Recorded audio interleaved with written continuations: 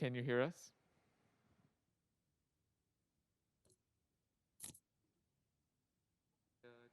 Laura, can you hear me? I can hear you. Can you hear me?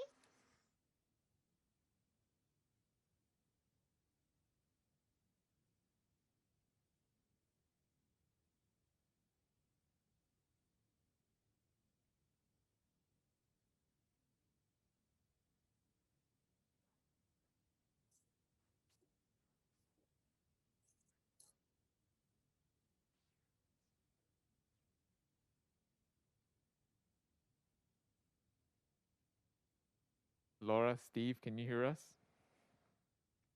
I can hear you.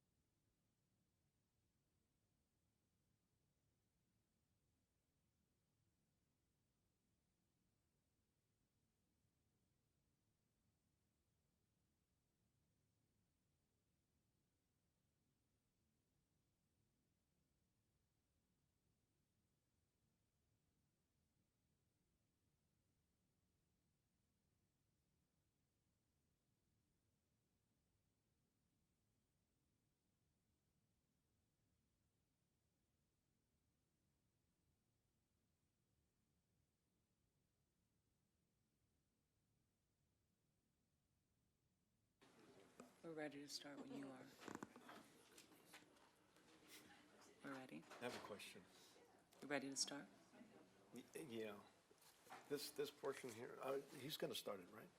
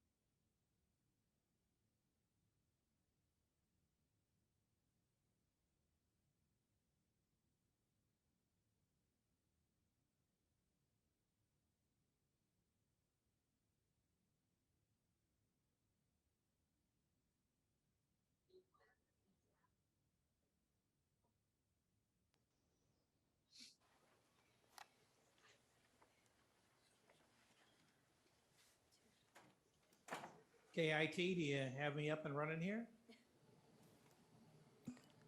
I can hear you, Steve. Yes, Mayor, we're ready to go.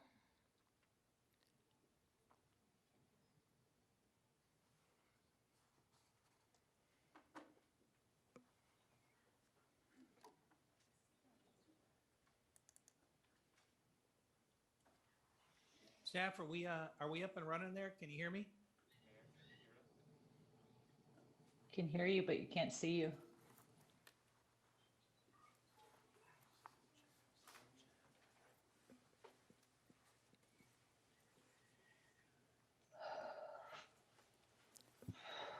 Mayor, can you hear us?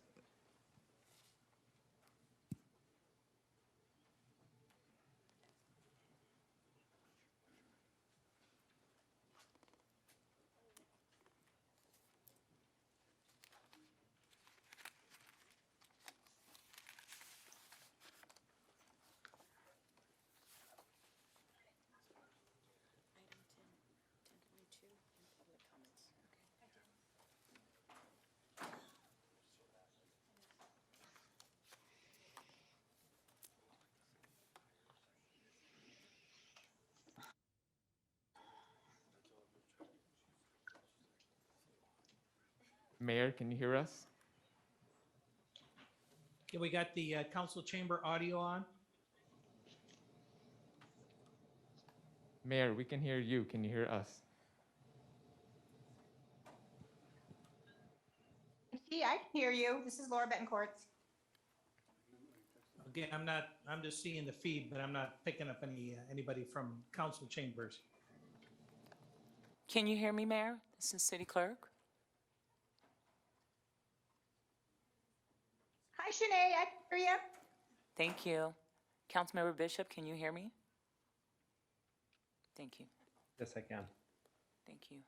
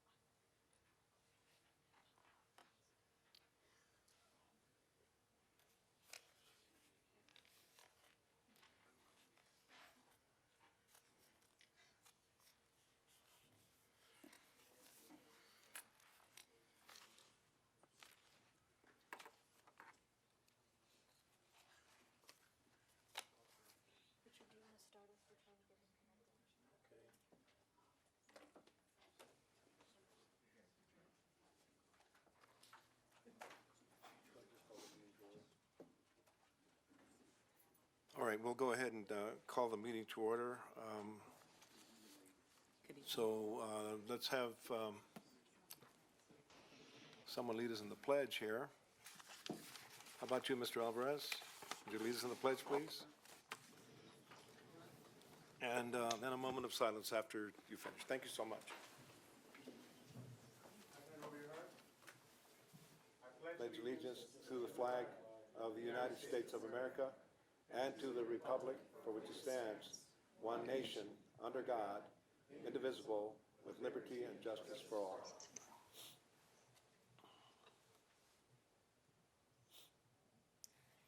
Thank you very much.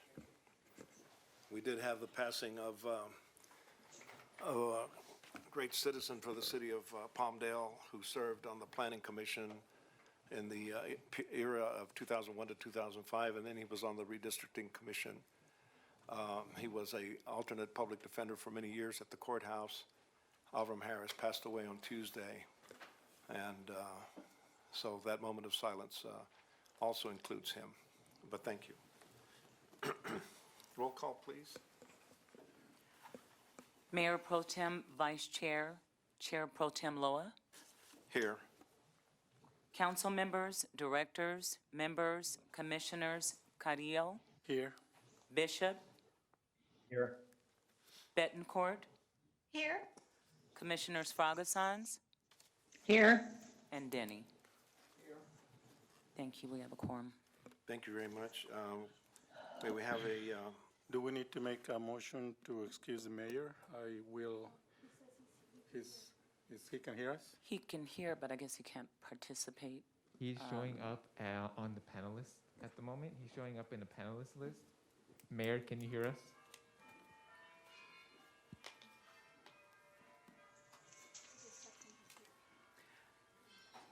He is communicating that he's here. He can't, He can't participate? I just told him he's on the panelist link and changed to the other link. because we could hear him a couple of minutes ago. he's texting. City Attorney?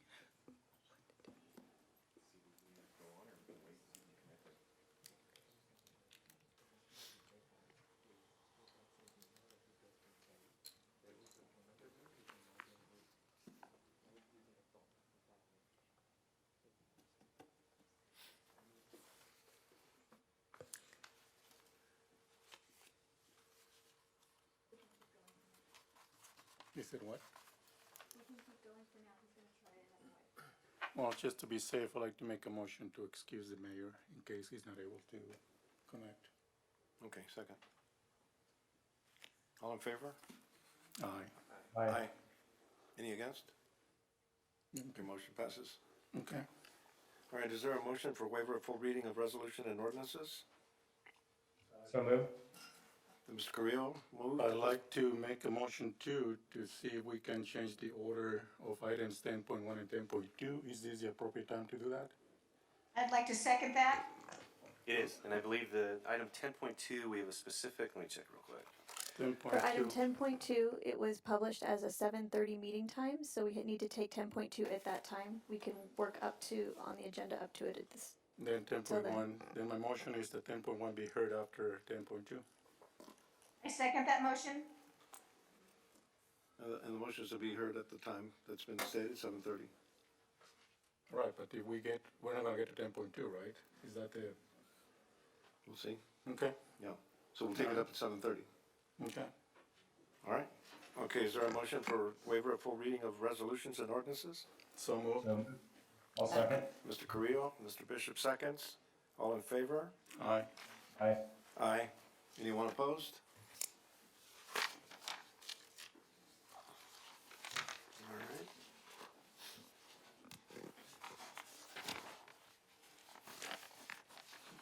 So we're at 7.5?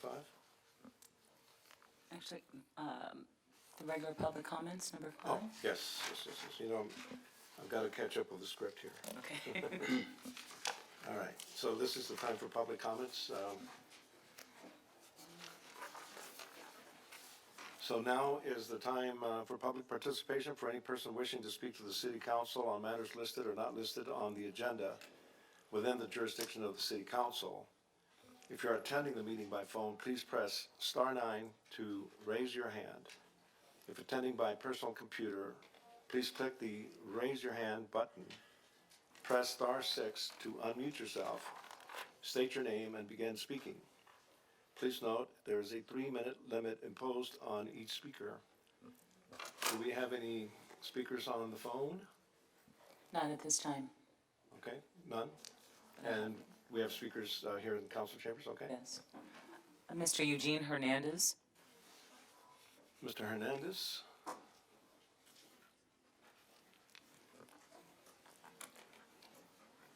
On behalf of the Antelope Valley Green Party, I would like to ask the city council to write to the Governor Newsom and to our state assembly and state senators to ask for ending the gas tax. The Democratic leadership in Sacramento want to keep this gas tax. And as you know, it adds 50 cents to every gallon that we buy in gas. Apparently, the Democratic leadership in Sacramento don't care about the working people in the state. The gas prices are producing a recession, a great burden on working class people, and it's time that California lines up with the other 49 states in not having this gas tax. I urge the council to send these letters as soon as possible so that we could be relieved of this burden and people could keep their jobs, keep their homes, and not go into debt just to pay for gas. Thank you very much. Thank you very much, Mr. Hernandez. Next speaker? Michelle Valmer.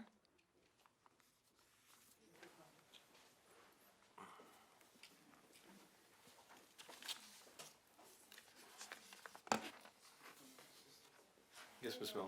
I'm a resident of Palmdale and just really upset that we had the walking of a purpose coming together and none of the t-shirts or anything was given to us so we can promote this. I think it's a great idea for the community to get with the sheriffs or meet one another, you know, so we get to know each other on better terms and keep the guns here, you know, and have communication. So then they get to know them on a better basis. And I think it was very important to us to be a part of this walk and to represent our shirts throughout the community so they would feel safe to come talk to us. Thank you. Thank you very much. Next speaker? Vladimir Gomez. Mr. Gomez?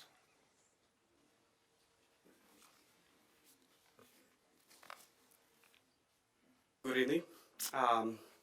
Same topic, walking with a purpose. We saw that was coming in, breaking the ice with the sheriff, working together. So that is a great idea, but we need your support. That's the only thing we ask you. For those shirts, I know we have the funding. Well, you guys, not me. You have the funding. Help us so we can break the ice with the sheriff, and they're working with us. Thank you. Thank you very much. Thank you. Ms. Christina Hayden. What was the name, sorry? Christina Hayden. Christina?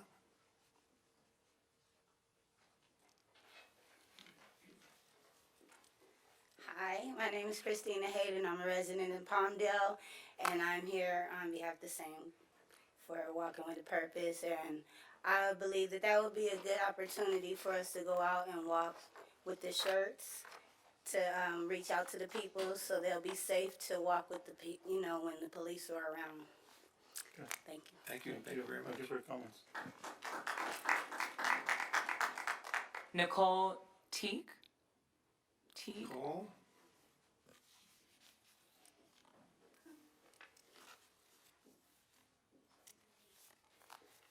Hi, my name is Nicole, and I'm here for the same Walking with a Purpose. And I feel it was a great opportunity for our community to be more comfortable with one another, to create safer environments, not just in the adults, as for our kids, and just make our community feel a little bit more equal to one another and not just looking as another target. Thank you. Thank you very much. Ruth Sanchez. Ms. Sanchez?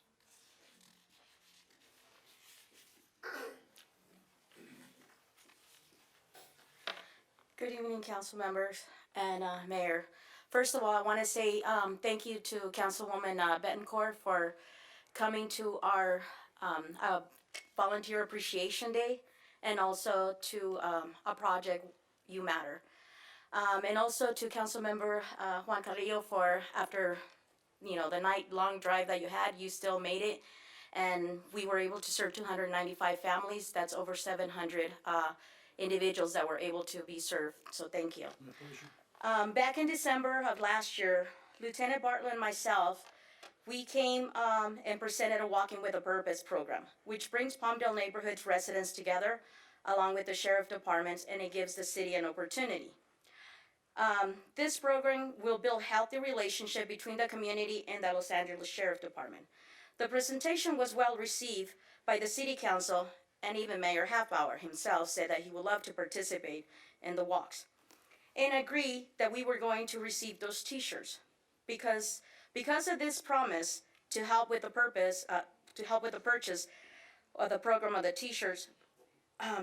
We went out into the community and did outreach. We actually identified 5 neighborhoods just to get a phone call last week and to be told that the city doesn't have any money for the shirts, and that maybe I should go to the sheriff booster or maybe do a GoFundMe.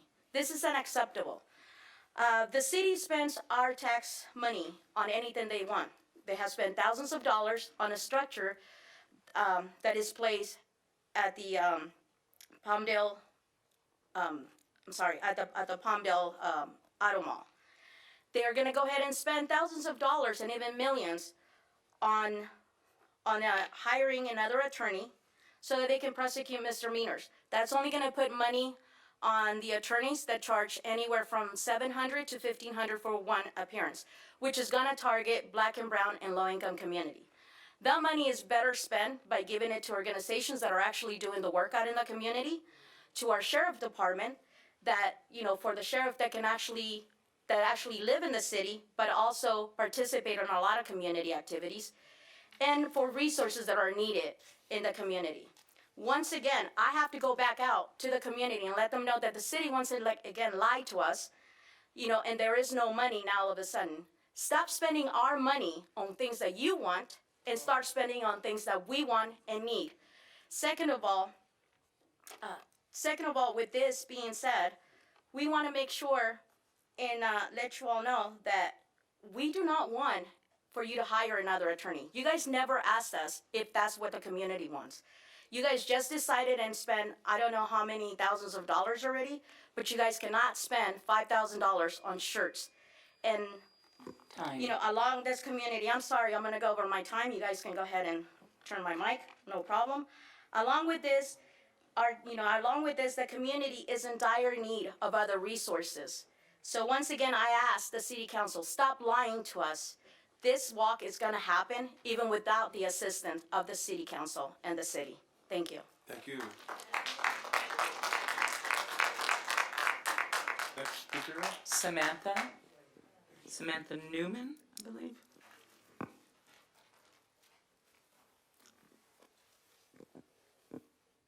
Samantha Newman. I'm sorry, what was the last name? Okay, come on up, please.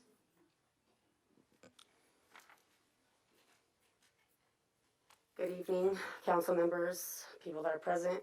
First and foremost, giving honor to God for being here and being able to even speak on behalf of the needs of the community. I'm here as well for Walking with a Purpose. I believe that this is a great initiative for the community, for people to take a stand and come together and unify, to operate in love and kindness. And with the city backing us, it's going to help us to achieve these goals. Without your help and support, we can't do this. So we would like for you guys to honor what you said you were going to do and provide us with the t-shirts so that we can have this walk with the support of the city and the community and everybody that is involved. Thank you. You're welcome. Thank you. Ismael Galvin. Mr. Galvan.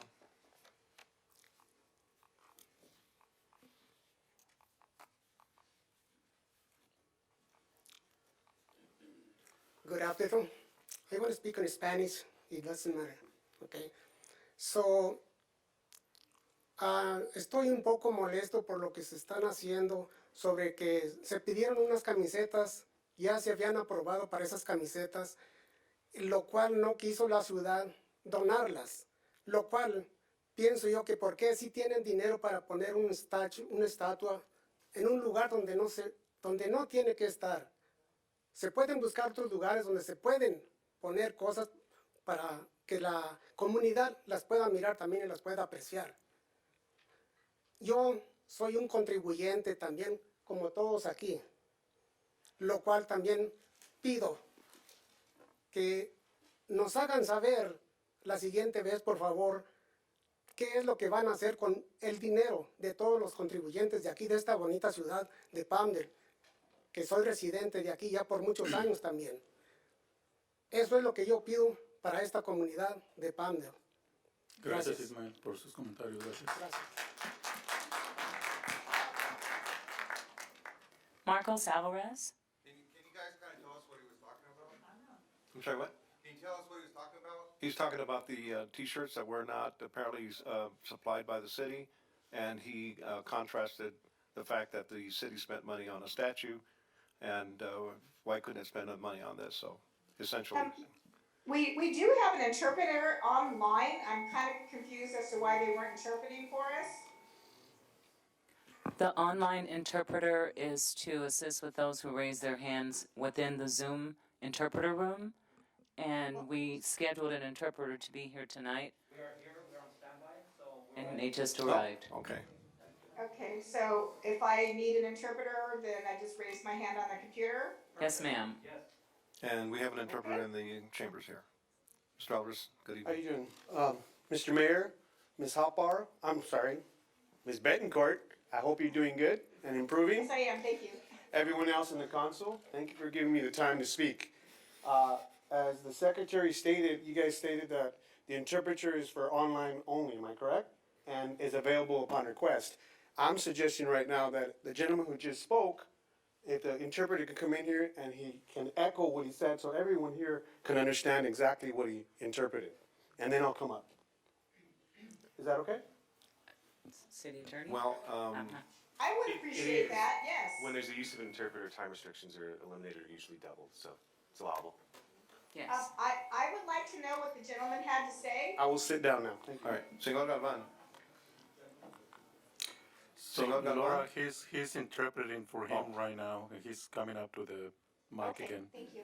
¿Quiere repetir sus comentarios brevemente, por favor? Lo que hizo, por favor. Claro que sí. Mi nombre es Ismael Galván, residente de aquí de esta bonita ciudad de Palmdale, ya por varios años. My name is Mael Galvan, and I'm a part of the community here for various years in this beautiful city. Lo cual también, pues, nos habían prometido unas camisetas para la comunidad y hacer una marcha.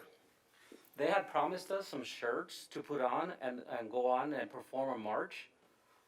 Lo cual, a resumidas cuentas, la ciudad nos está negando. Dice que no hay fondos. At the end of the day, they have denied us this. They're saying that there's no funds.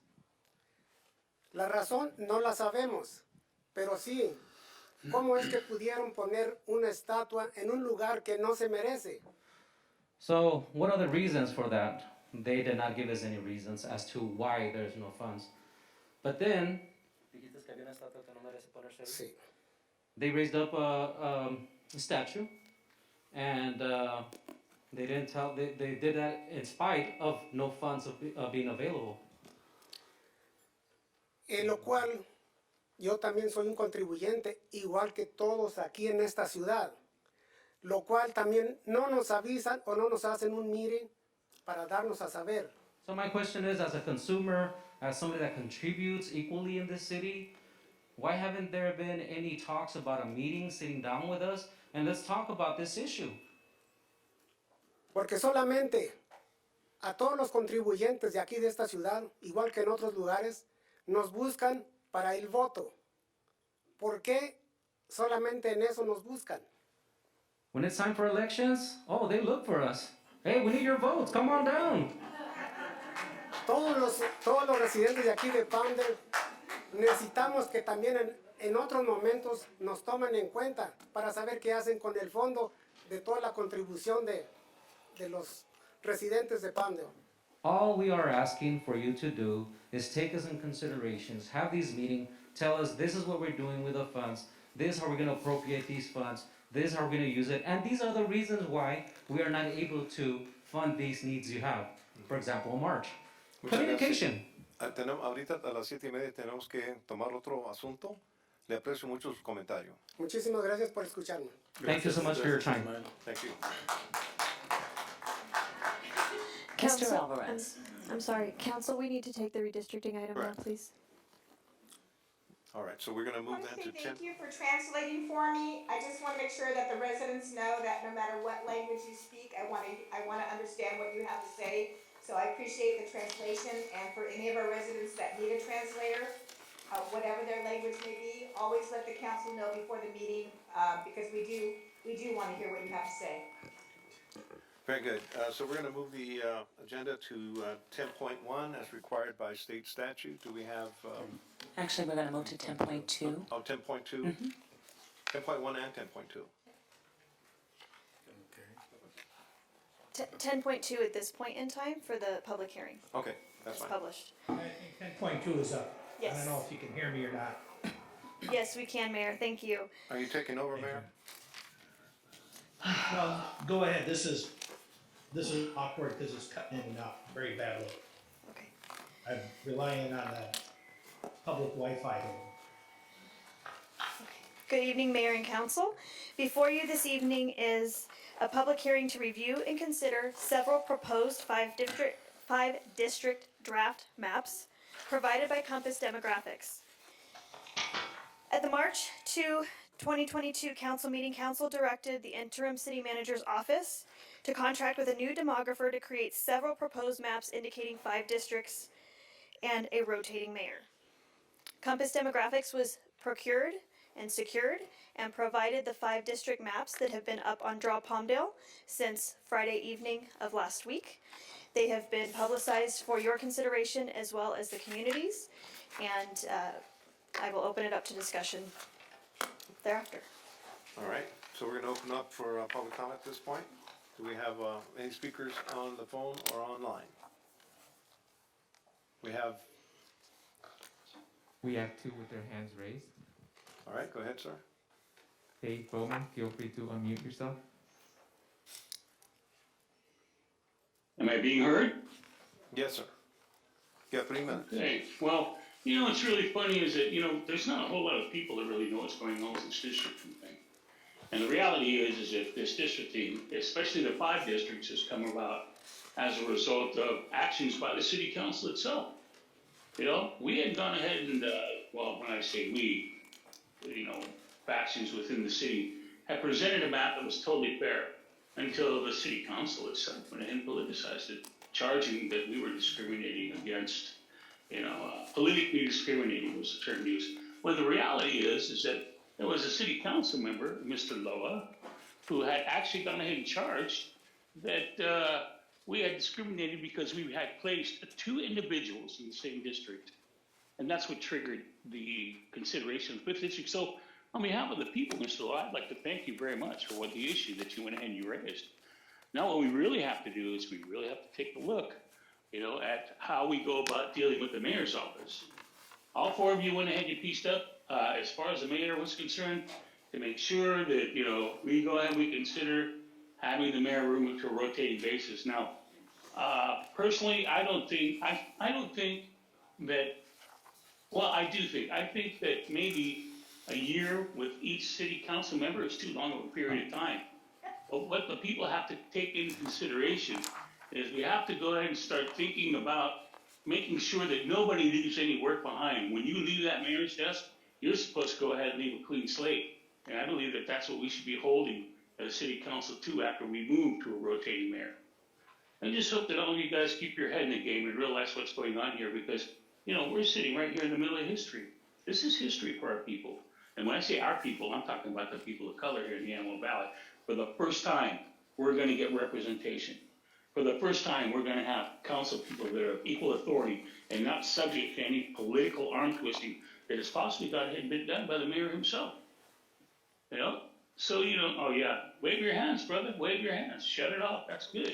So I hope that all the city council members, vote to adopt the fifth district and, start paying attention to what the people of color here on the east side need. Because we've been literally deserted by our local government.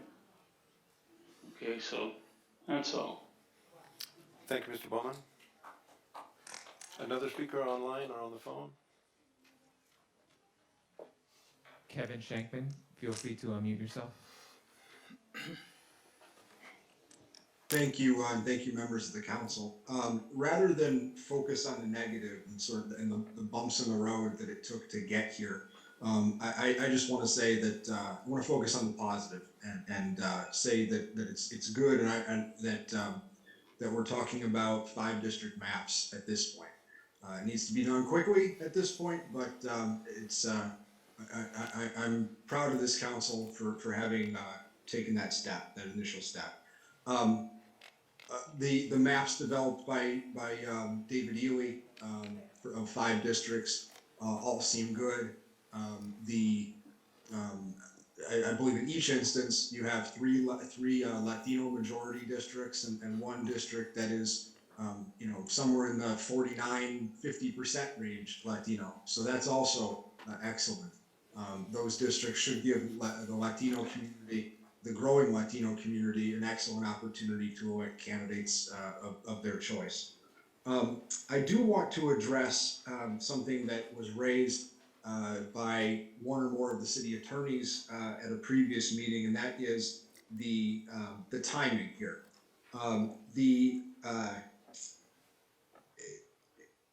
It was suggested that a map and ordinance needed to be adopted by March 17th or March 18th in order to meet the deadline. That is not true. Elections Code 21-622 says that the ordinance has to be adopted at least 205 days before the next regularly scheduled election. So that would be April 17th, that it needs to be adopted, not that it needs to take effect at that time. But in this particular instance, because redistricting is a matter related to an election, and the California Supreme Court confirmed that in 1982, an ordinance adopted by this council establishing districts for the next election actually takes effect immediately. There is no 30-day delay, and that is set forth in Government Code Section 36937. I look forward to the council's discussion of these maps and the adoption of a 5-district map by April 17th, and congratulate you on taking those first steps. Thank you. Thank you, Mr. Shankman. Council, I do want to just reiterate real quickly, I'm sorry, Mr. Ely, David Ely with Compass Demographics is on the line as a presenter, should you have any questions directly for him. Okay, we should conclude the public comments first. Is there anyone else online or on the phone? That is all. Do we have any speakers in the chamber? Mr. Vladimir Gomez. Mr. Gomez?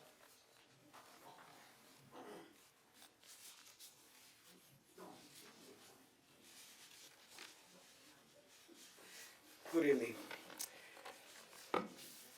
I personally believe in the 5 district. Number one, I don't want no mayor to be sitting here for 4 years. It gets too bad.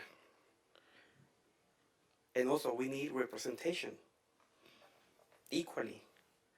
Maybe in the future we'll be all Latino. We're going to hold them accountable like we are holding you accountable. Anyone that's sitting there, no matter what color you guys are, we'll hold you accountable. Like I said, Latino, blacks, brown, whatever color, we'll hold you accountable. So the actions that you are doing right now, try to save your seat. Good for you, yes. Maybe you win next time, you keep winning, but go down in history that you made a change, that you accepted a change. It's why waste millions of dollars on something you wanna stop? Make it happen. We need money. We need, even right now for the shirts. Something basic instead of spending millions of dollars on attorney's fees. That money needs to stay here in Palmdale. So I respect every single one of you. I spoke with Mr. Mayor, I spoke with Mr. Loa. I respect you, but we will hold you accountable. That's the thing. Go down in history and accept that change. Yeah, you will get elected this time. Third time, fourth time, who knows? But let others be there too. Accept that change. Thank you. Thank you, Mr. Gomez. B. Jesse Smith. Mr. Smith?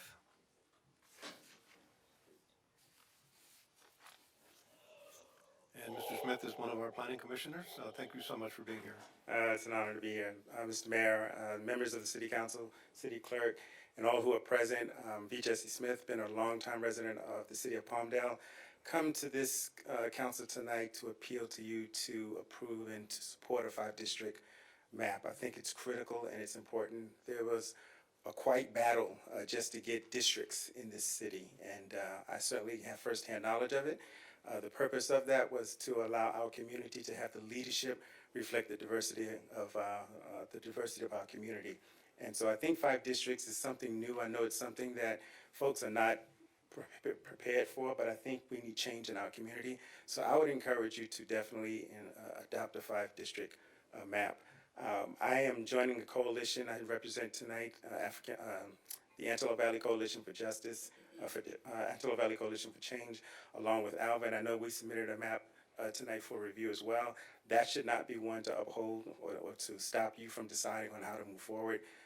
All of the maps that have been submitted thus far, I think, have been in alignment with what we're looking for, and so I'm encouraging you tonight, please, to adopt a 5-district map and support what the community is asking for tonight. It's been a long battle, but I do believe change is inevitable, change is necessary, and the change that we're looking for will really reflect the diversity of our community, and it will try to stop the kind of political fights that are taking place right now with West Side and East Side. So I strongly encourage you to do that. Thank you.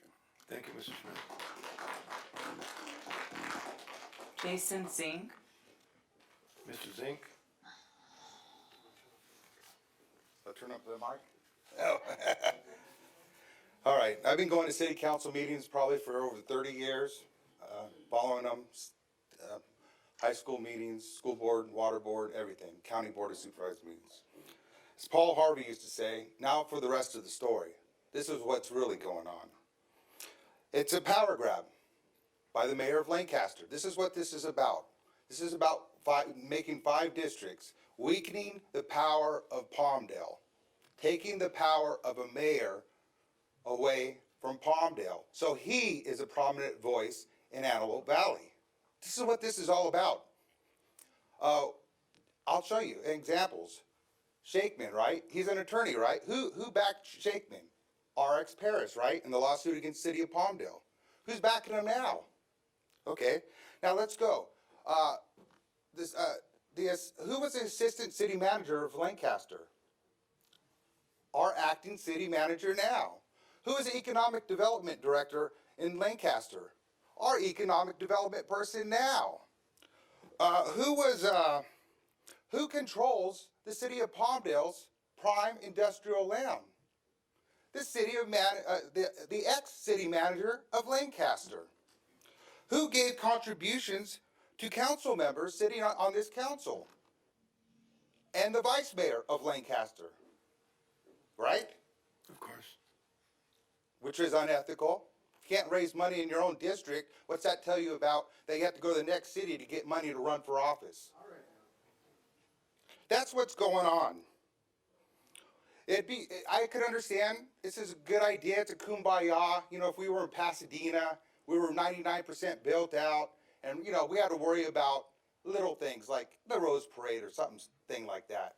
We are a thriving new city. We need a voice. We are isolated from LA County. We need a voice. We need a powerful person to represent Palmdale and Antelope Valley. We are already weakened. Our mayor is only elected for 2 years. Paris is elected for 5 years. He changed the ballot. This is a chess move. I want the people of Palmdale to wake up. What's going on? This is a game of Paris. and we're all pawns. Are we? Is the people of Palmdale going to stand up? Is these council members going to get some water in their face and wake up and say, boy, we are going to be controlled? It's pretty simple. It's pretty easy.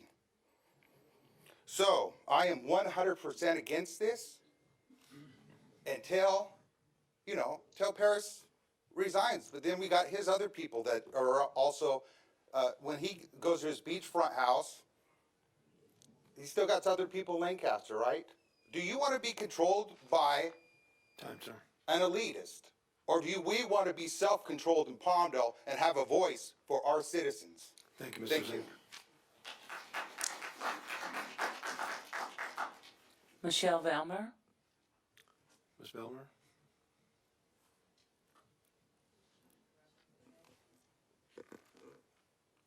Michelle Valmer. Ruth Sanchez.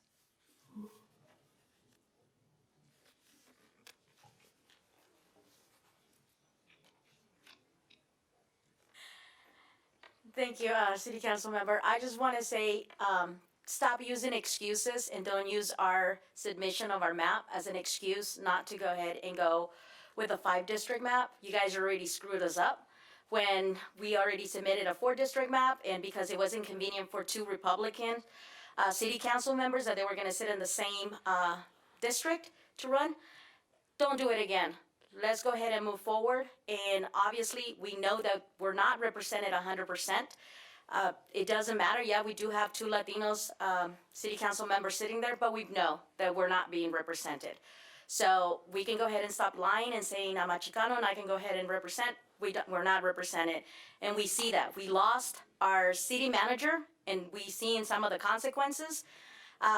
The only thing pretty much holding us together right now is Mike Miller. Without him, I don't know where, the other organizations and the other people that are actually doing the work in the community will go. But I don't see that. And I'm sorry, I do not know you, acting city manager, but I'm not seeing anything positive. So I do want changes. I do want to have a voice, and that voice is not we don't have that right now. So let's go ahead and approve the 5-district map and do not use our map that we submitted yesterday as an excuse, like you guys always do. Thank you. Nicole Teak.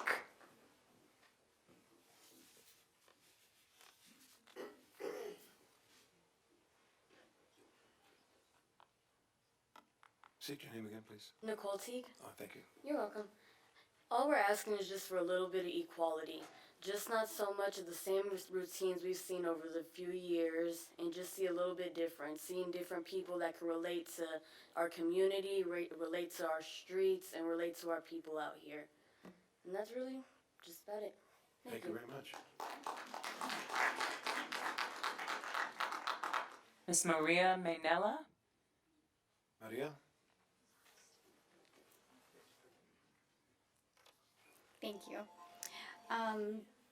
I just wanted to say that all the work that we've been doing in working with the people with the maps and working with the group that you guys created with the maps, all that has been in order to bring about equity in our city. We're not asking for better or worse than anybody else has. We're just asking for everybody to treat their fellow human beings in the right way. And I know that you guys are good people. And I know that Rhonda is a wonderful human being. It doesn't matter where she came from or where she was working before. She's a wonderful human being. I got to meet her in the coalition, the Wellbeing Coalition. She's amazing. So just do what's right? You're here to represent the people, and that's what you should be doing. We need to do what's right for the people, and you guys have the power to do so. All we are doing is trying to help you get there, right? So hopefully you'll make the right choices. Thank you very much. Marcos Alvarez. Mr. Alvarez? You want to go instead? Okay. Mr. Interpreter? Voy a hablar en español. Muy bien. The beauty of democracy and change. All right. La belleza de la democracia en el cambio. Dos oraciones a la vez. Para empezar, gracias a Chila, a Alba, Salva y todos los grupos que están aquí que tomaron el tiempo de su tarde para representar. First of all, I would like to say, let me turn this microphone on. 1, 2, 3, probando. We need the timer on also, please. You have 3 minutes, Mr. Alvarez. Testing, testing. Okay. So, otra vez, gracias para Alba, Salva, Chirla, Dolores Huerta Foundation y otras organizaciones que se presentaron aquí ahora, incluyendo el señor Jesse Smith. First of all, I would like to thank you for this time, and I would like to thank Salva, Alba, Dolores Huerta Foundation, Dolores Huerta Foundation, Jesse Smith in English, y Jesse Smith, que se lo dicen igual. So, nosotros, la gente, estamos afirmando que ha llegado el momento de una representación. We the people today are gathering together and requesting or demanding representation. Equitativa, inclusiva y justa para todos los residentes en el área de Palmdale. It has to be justified, fair, equitable, inclusive, and above all, it has to join all the residents in this area. Teniendo en cuenta que el crecimiento de la población latina requiere un enfoque nuevo y innovador de la representación. What we are looking at here is this population growing and growing in numbers. Now we need representation as it's growing and good representation. El Consejo Municipal de Palmdale debe adaptarse a la nueva mejor normalidad de representación y liberar la historia pasada de gerrymandering titular. The county board members and everyone else in Palmdale have to adapt a better representation of the norms and all the other criteria. This way we could liberate this past history and stop all this gerrymandering or manipulation, en español, y liberar and liberate the history, the past history. Es por eso que los residentes de Palmdale imploran a este consejo que adopte varios borradores de mapas propuestos de 5 distritos. This is why we're employing to this council at this time that the present maps that are on there, these are just drafts. These are 5 different drafts, and we request for you to make a change. Thank you, brother. Muchas gracias. So my last minute, I'll say it in English. You know, we're in a threshold. When I grew up in Boyle Heights, all I heard was negative, negative. And thank you, Shankman, for twisting it to try to make it positive if you're listening. So times are changing. The population is predominantly Latino and Black. And I say that because that's just the way it is. That is data.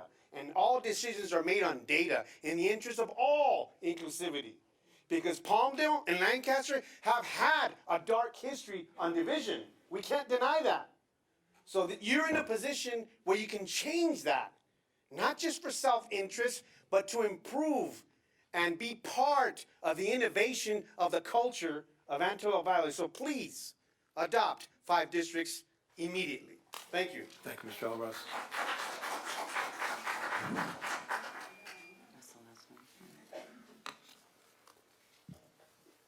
There are no more cards at this time. Mr. Flores? So sorry. I don't submit cards, guys. So Sorry. problem with it, I'm sorry. But Honorable Mayor and Council, Javier Flores here representing Alba. We submitted to you a map yesterday. We're not sure if you got it, but it's all right if you didn't.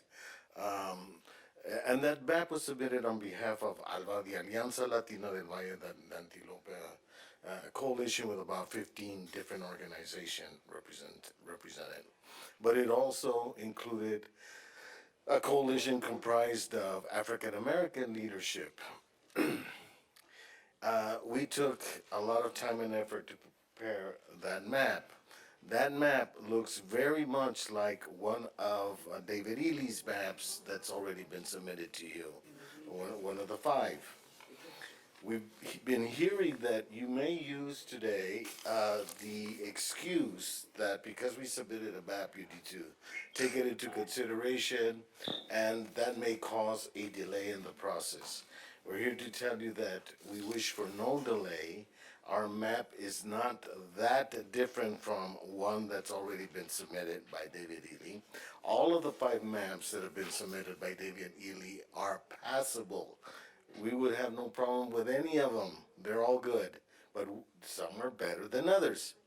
And one in particular is closest to ours. So of course, we like that one best, number 2. But having said all that, please do not delay the process. Don't use our map as the excuse to do that. Move this process forward. Lastly, in regards to the concern that Mayor Rex Perez is wanting to control the whole shebang in the Antelope Valley, I don't think any of us, well, let me speak for myself. It's probably, there's a tinge of truth to that, I have to admit. The man seems to want to control it all because he thinks that he has the answers to all our problems. I have to give him credit. He's done some wonderful things, totally out of the box, but extremely beneficial to our community. He's also made some of the most racist comments and have taken some of the most racist actions that I've ever seen in the history of this area. So if we're going to elect individuals who represent Latino districts, it's up to us to make sure that they do not play with this man and give him everything he wants. You know, we work with him when and we need to, and when it benefits our community, and we shut him down when that's merited. Simple as that. Thank you. Thank you, Mr. Flores. Patricia Salazar. Patricia Salazar.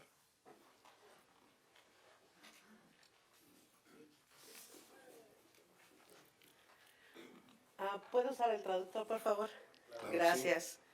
Primeramente quiero dar las gracias de que tenemos esta oportunidad de la comunidad latina para podernos expresar en nuestro idioma. Nos sentimos más a gusto. First of all, I would like to say thank you for this time and this opportunity of community to express ourselves in this way, in this matter before you. Tengo 19 años viviendo en esta ciudad y es la primera vez que estoy mirando que puede haber equidad. I'm a resident of this city for 19 years, and for the first time, I'm actually seeing equality. This is what I'm looking at now.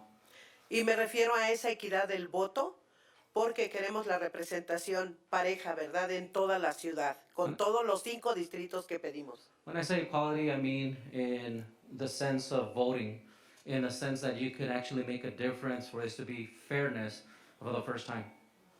Y espero que puedan aprobarlo, ya que es una decisión que hemos tomado la mayoría de ciudadanos residentes en Palmdale. Gracias. I hope this request is approved because this is a decision that most of us have come together, gathered, and agreed on. Gracias, señora Salazar. Carmen Molina.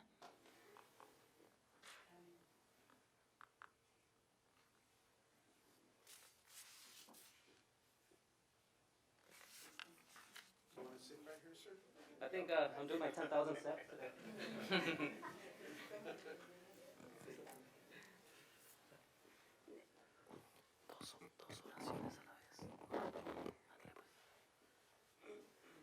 Oh, buenas noches. Estoy aquí porque soy una residente de Palmdale y gracias por la invitación y estoy muy contenta por esta resolución que ahorita se está haciendo de la igualdad de personas. Y, Permite que interprete el intérprete.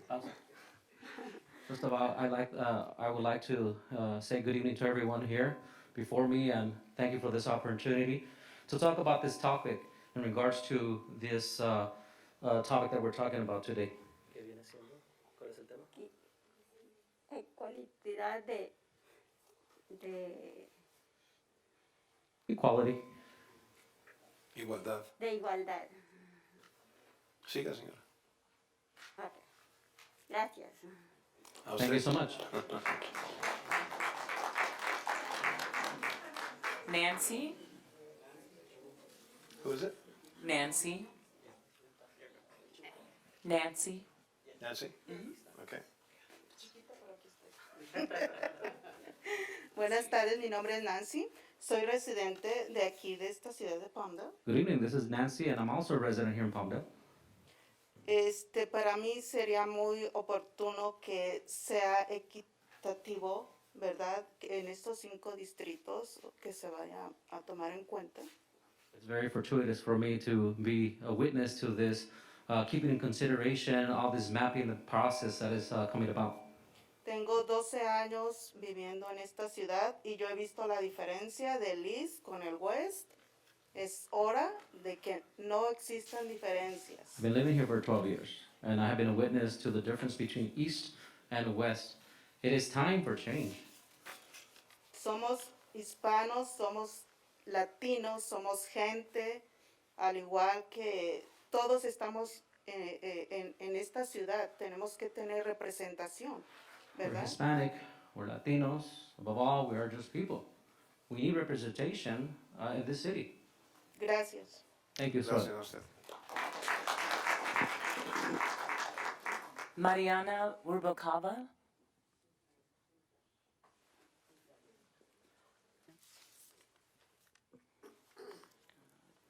Mariana? Diana Noguero?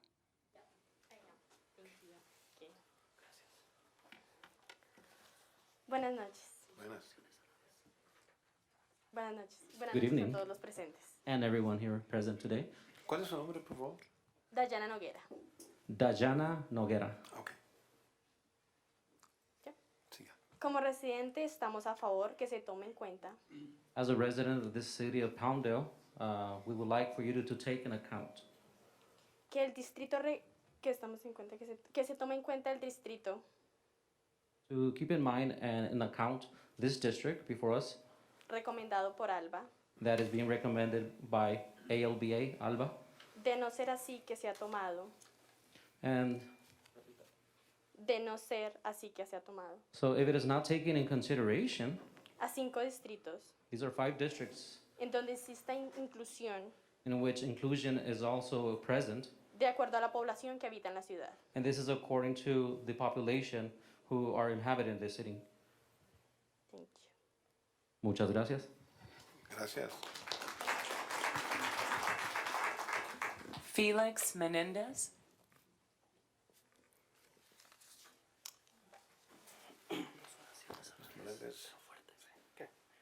Buenas noches a todos.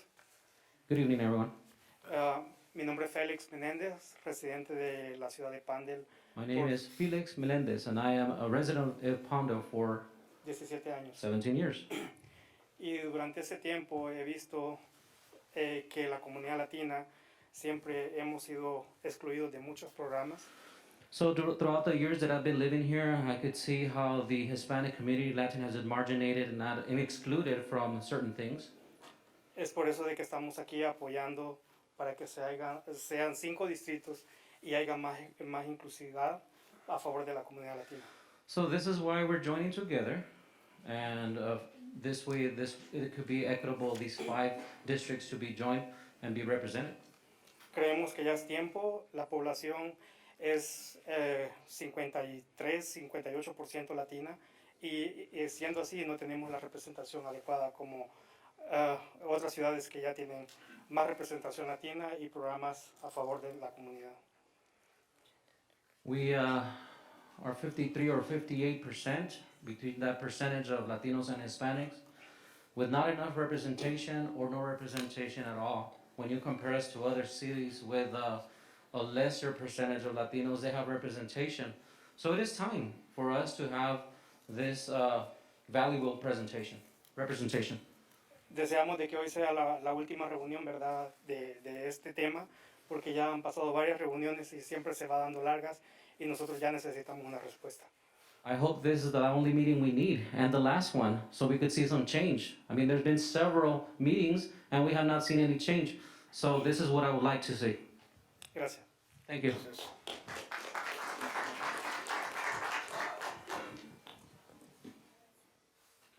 No more cards at this time. Okay, very good. We have one on, online. All right, let's go there.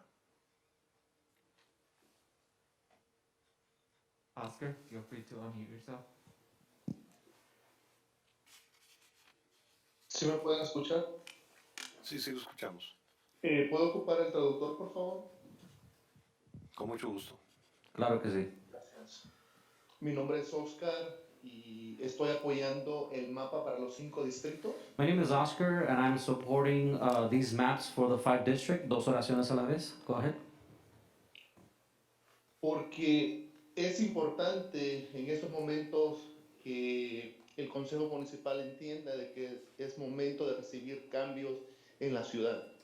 It is very critical that the board, the council, take action when we're talking about this topic. ¿Por qué? Porque la población creció y la comunidad latina ha crecido. Entonces buscamos la inclusión de la comunidad en decisiones para la ciudad. So why are we seeking this now? Well, the reasons is because of the population growth, the lack of representation, and we believe it is time. Y espero que sea la última reunión, porque se ha venido haciendo una y otra vez cuando sabemos que tenemos una fecha límite para poder tomar la decisión. Again, I hope this is the last meeting and this is all we need in order to cause some type of dents and some action on your part, because we had several meetings and there hasn't been no change. So that is my hope. Muchas gracias. Thank you for your time. Anyone else? Other speakers? Mr. Interpreter, thank you very much. What is your name, please? Andrés Márquez, a sus órdenes. Mucho gusto. Thank you very much. Did a great job.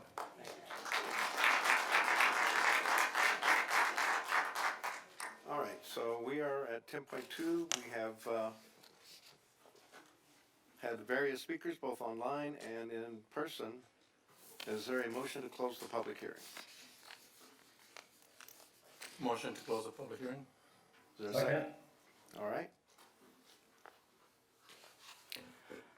Councilmember Bettencourt? Councilmember Bishop? Yes. Councilmember Carrillo? Yes. Mayor Pro Tem Loa? Yes. And Mayor Hoffbauer? Aye. Thank you. Mr. Hoffbauer, are you going to run the meeting at this point? I'm sorry, what's that? I said, are you running the meeting at this point forward? No, you go ahead and do it. You're sitting right there. All right, thank you. I just want to make sure. All right, No, so, I've been on since the beginning. It just no, I know. comes and We're, goes. we're aware of that. All right, do we have a staff report on this? And I believe we have a demographer that may be on the phone. Yes, the contracted demographer, David Ely, is on the line with Compass Demographics for any questions that you have regarding the 5 district maps.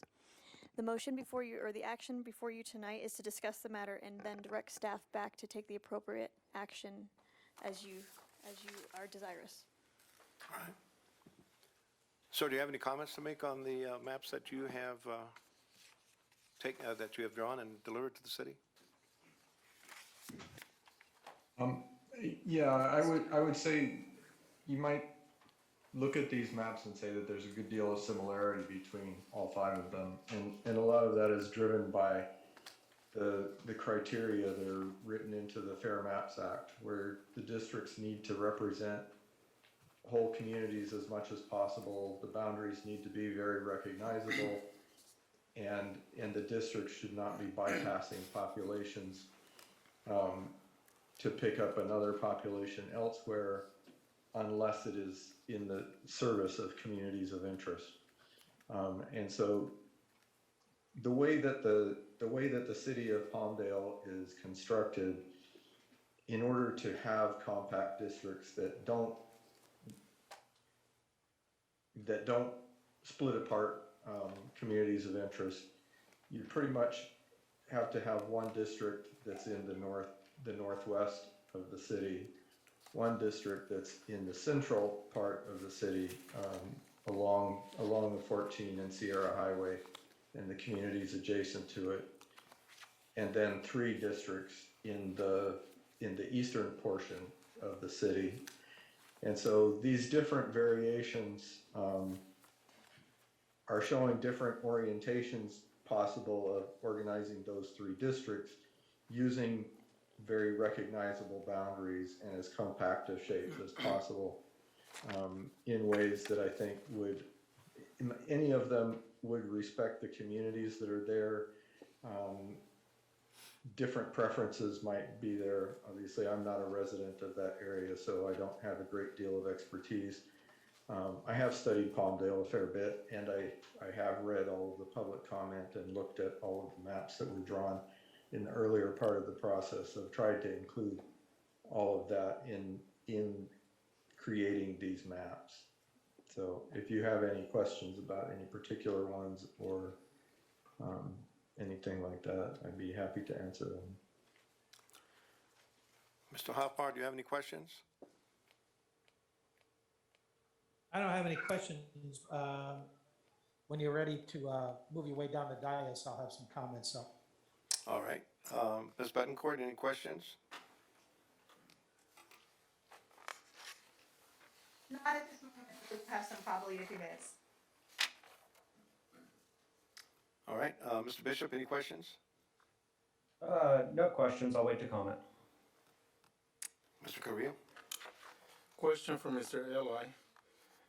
As far as the percent deviations, I know we have the data here, but the public is not able to see that.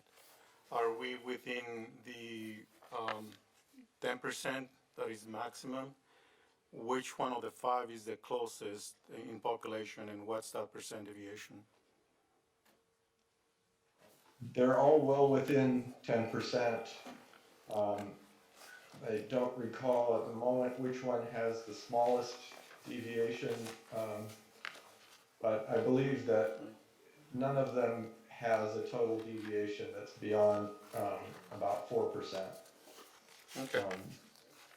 So and for I those think of you, option 5 is the closest, but they're all well within what's acceptable.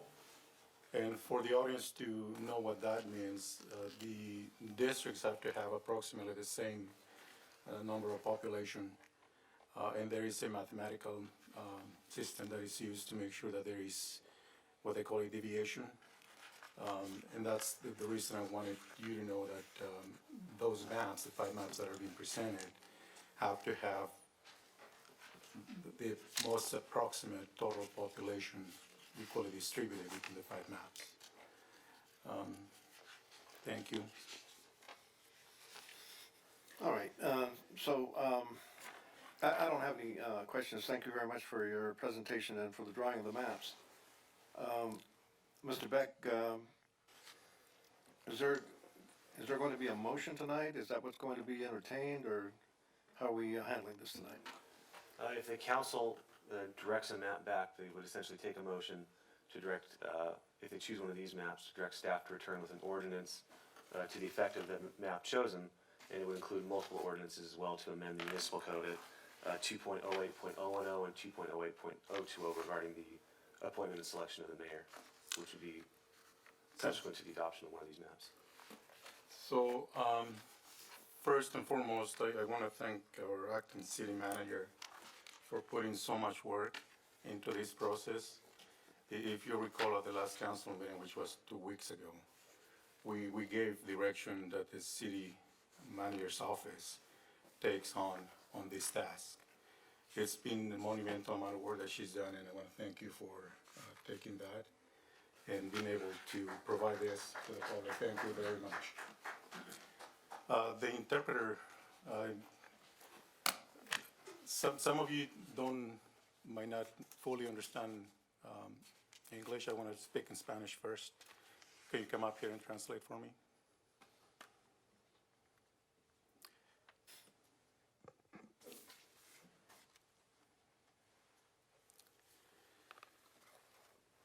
En los 6 años que llevo ya representando a la ciudad de Palmdale, Thanks for the pause. In the 6 years that I've been working for the city of Palmdale, representando a la ciudad de Palmdale, representing the city of Palmdale, es la primera vez que veo gente hispana, nuestra gente, viniendo a participar en este número. Muchas gracias por tener el valor de pararse ahí, donde no es tan fácil, porque es muy difícil. this is the first time I see as many Hispanics, Latinos in this room having the courage to be up here and expressing your thoughts. Y también es la primera vez que veo a un intérprete para poder representarlos en su voz. And it is the first time I see an interpreter doing his services and representing the community. Espero que ese servicio siga de hoy en adelante, porque este momento representa lo que el pueblo quiere. And I hope these services continue. This way, the actions and the needs that the people have will be expressed in this way. Muchas veces tenemos gente que viene aquí que no está a favor de algún desarrollo urbano. Many times we have people coming in here and they're not for the development of the urban areas. Esto significa que a partir de hoy vamos a seguir teniendo un intérprete con el apoyo del concilio. This means we will continue to have an interpreter with the approval of council.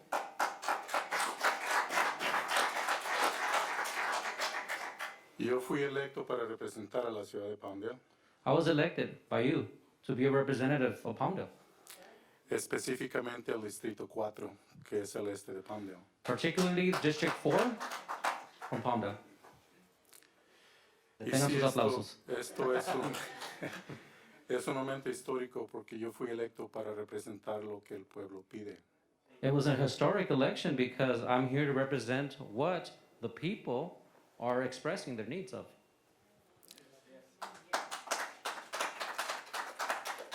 Lo que yo escucho es de que los residentes quieren 5 distritos. So what I'm hearing today is that the people want 5 districts. Y por primera vez, Translation? No. por primera vez estoy orgulloso de ver la participación de la comunidad afroamericana. For the first time, also, I'm very proud to also see the representation of the Afro-American community here today.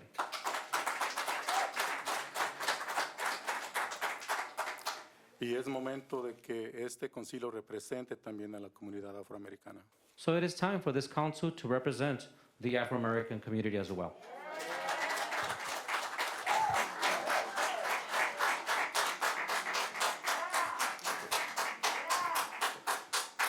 Muchas gracias. Con eso le daré la opción al resto del concilio de dar sus comentarios. Thank you so much, and also to hear the rest of the council to also express their thoughts. Y en el momento apropiado, At this time, in the appropriate time, voy a hacer la opción número 2 para que sea considerada, para que sea adoptada en el momento apropiado. I'll submit and raise option 2 so that it is recommended.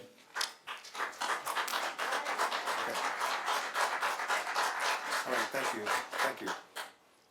All right, thank you. Muchas gracias y thank you. Mayor, do you have comments? Sure. Can you hear me okay? Yes, we do. Okay. You know, I just get really disappointed when I hear the east side, west side debate that goes on. And quite frankly, you know, the central and the near east side of town is the older part of town that was created under what would be now substandard county criteria. Older neighborhoods and some older streets and things like that. But factually, you know, I think we work really hard to help correct that.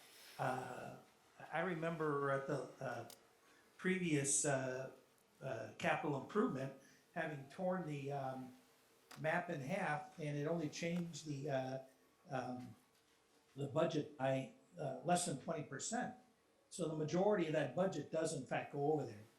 And I am just, again, disappointed that we've got a city commissioner that has intimate access to the building stats, the permit applications, to this capital improvement plan. He approves it as part of his job, that we have programs and services. 300 acres of parks are on the east side of town versus 90 on the west. 3 of the 4 pools, a brand new one over at Cursan. So I think that it's kind of a bit of rhetoric to say that the east side is ignored. Does everybody get everything they want all the time? No, I don't think so. I think that we can always do a better job at a lot of things. Somebody's gonna have to write this down and take a note here, because I'm gonna have to agree pretty much 98.9% with what Jason Zink had said tonight. I usually don't agree with him, but I think he hit the nail pretty well on the head. The matter of correction, this isn't an issue of power. I keep getting that thrown back in my face. I had the vice mayor of the neighboring city tell me that's why things were in a kerfuffle, because there was a perception that there was a power thing going on. This isn't about power, folks. There's an influence issue that does in fact occur here, and it's in relationship to other cities, with other boards, and things like that. It was mentioned that you need to clean the slate by the end of 2 years. Everybody that's been on this council knows that it's difficult to clean up your programs, your promises, and things like that you were working on in 4 years.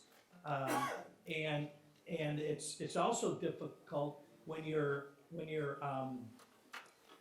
either running for election or having just run for election, and then you end up having to butt heads over, well, gee, you're just trying to fulfill a campaign promise. Yeah, you're damn right I am. I think we need to keep in mind, first of all, unlike previous administrations, I have no intention of spending the rest of my life in this seat. I personally think that we ought to bring back a measure with the 2-term, 4-year term limits.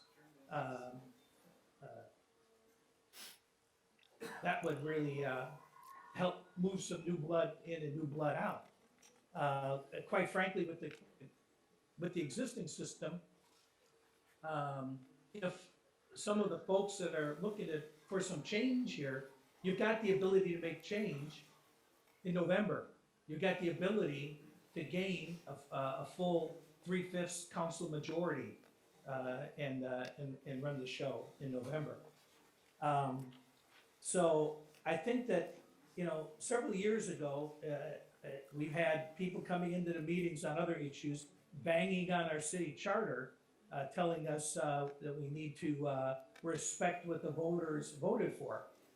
I think that that's probably the biggest message tonight, is that people who voted for a charter, and that charter also had as a part of its basis that there's a directly elected mayor. This is not a little podunk city, and we can rotate the ribbon cutting around. There's a lot more that goes into this.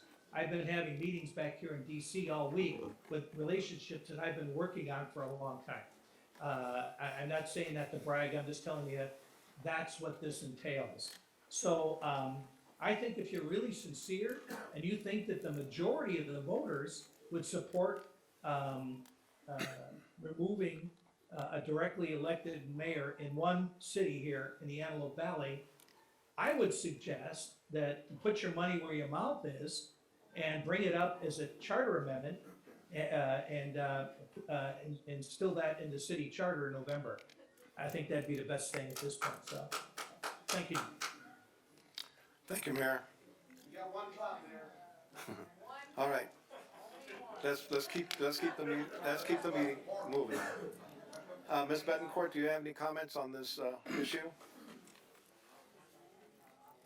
You asked what I think about 5 districts? Is that your Yes. question? I love the idea of 5 districts. I have for a very long time.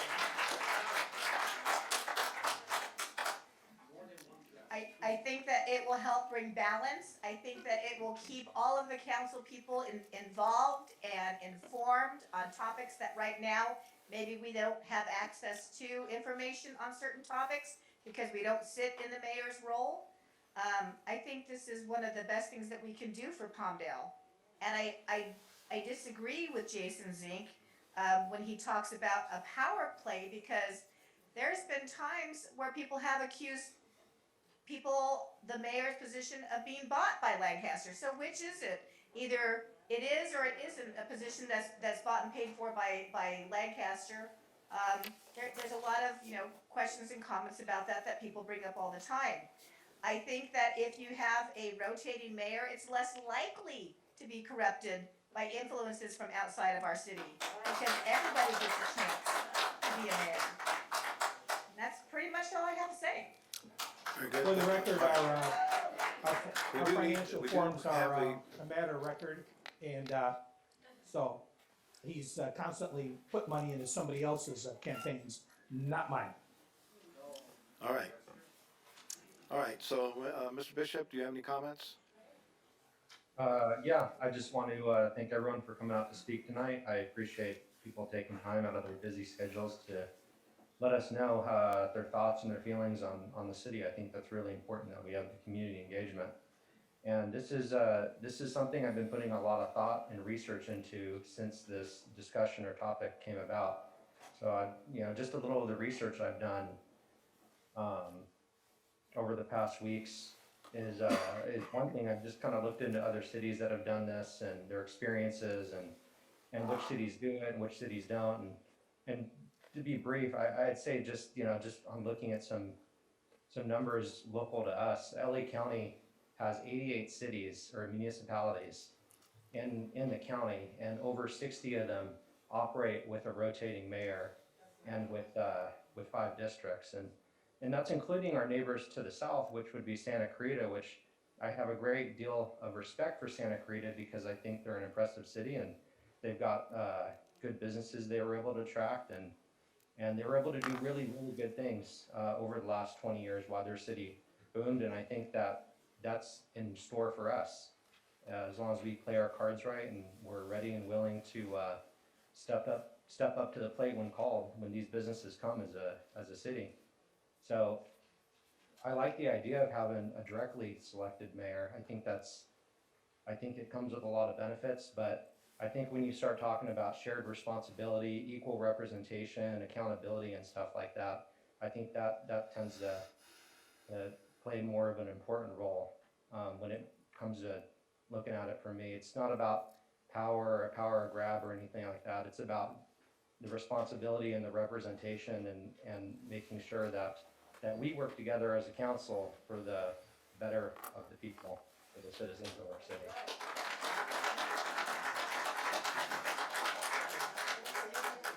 All right, thank you, Mr. Bishop. Mr. Carrillo? No, I've made my comments already, but when it's time again, Because I'd I'll like make to a make some motion for comments number if- 2. All right. I'd like to make some comments. I have really been beat up over this issue over the last several weeks. I don't take a seat behind anyone in terms of being an advocate and a fighter for the Latino community. I've been doing that since I was in high school. You say that I lie when I say it, Chicano? It's not a lie. That is really an insult from you. When Prop 187, I'll go back even a little bit further. there was a terrible poem that was distributed in the assembly by an assemblyman, which was horrible in its representation of Mexican women. I led a march here in Palmdale with city councils from both Lancaster and Palmdale participating, objecting to that. You can look it up. When that assemblyman was asked to come here to the Cultural Center and address the whys and substance of that terrible poem, he came and he spoke in front of 350 fairly upset people because of what he had done. And he did apologize. I think, Gene, you were there too. When Proposition 187 was placed on the ballot as an initiative, which would have denied immigrant children of education and undocumented immigrants of medical care, I was the chairman against 187. Just because we have different philosophical and ideological approaches as to how we're going to lift the community doesn't mean that I am anti-Latino, because I'm not. I'm proud of my Latino heritage. Mexican-American from Texas, several generations, and first generation on my mother's side from Costa Rica.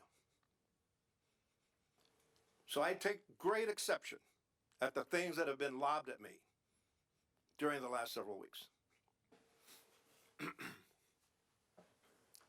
I have been stout in defending the idea of 4 districts and a directly elected mayor. Ronald Reagan had once taken a position on an issue saying, I will not budge on this issue. I have my feet embedded in concrete on this issue. At some time later, he changed his mind. And when he was asked, didn't you say your feet were embedded in concrete on this issue? He said, what you hear is the breaking sound of concrete. And I'm going to do that tonight.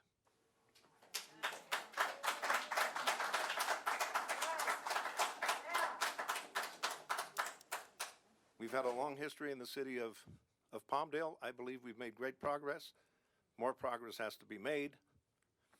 And those are my comments on this issue.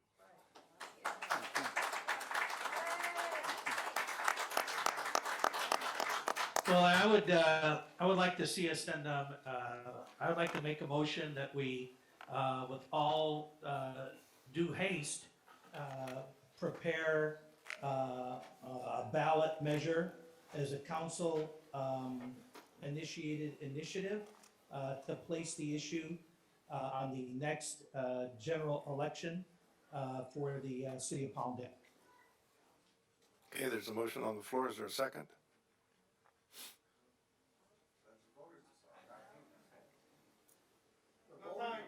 Okay, just a moment. I'd like to make a substitute motion, please. Very good. Go ahead, Ms. Betancourt. The first. I would like to make a motion to move this forward with us going to 5 districts with an immediate count and vote. Let's put this on the next one. Just a moment. Just a moment. All right. Now, Ms. Betancourt is making a motion. Mr. Hoppower's motion died for lack of a second. So Ms. Betancourt's motion stands. Is there a second? Was that for a specific map number, Ms. Betancourt? I thought Juan made a motion earlier with map Yeah. 2. I made a I'm good with motion map for number 2. If that's the will of the council, I'll be honest with you guys, I want to go to 5 districts. I don't care what district you put me in, I will run as I always have, no matter what district you put me in. So, like, my motion is to go to 5 districts. If we can agree on map 2 tonight, let's move that forward and let's get this done. Okay, Mr. Beck, I have a question. Can we move forward a specific map tonight? Yes, and I believe the motion that Ms. Betancourt had made is the same that Mr. Carrillo had made earlier. Okay, that's specifies map number 2, is that correct? Yes. Okay, of the 5 that were presented. All right, has there been a second on this motion? I made a motion, Ms. Betancourt. Would you consider making your motion the second to my motion, which is 5 districts, map number 2? Yes, absolutely.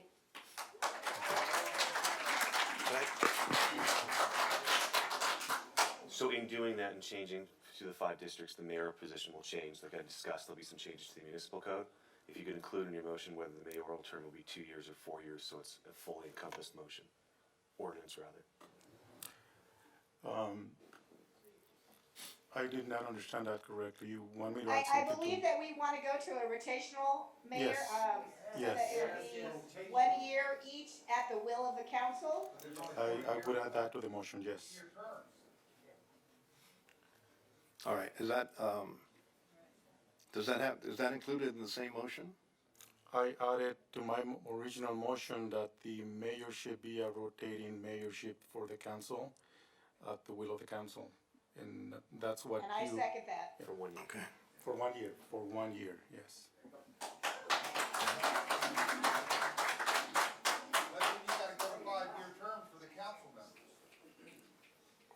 All right.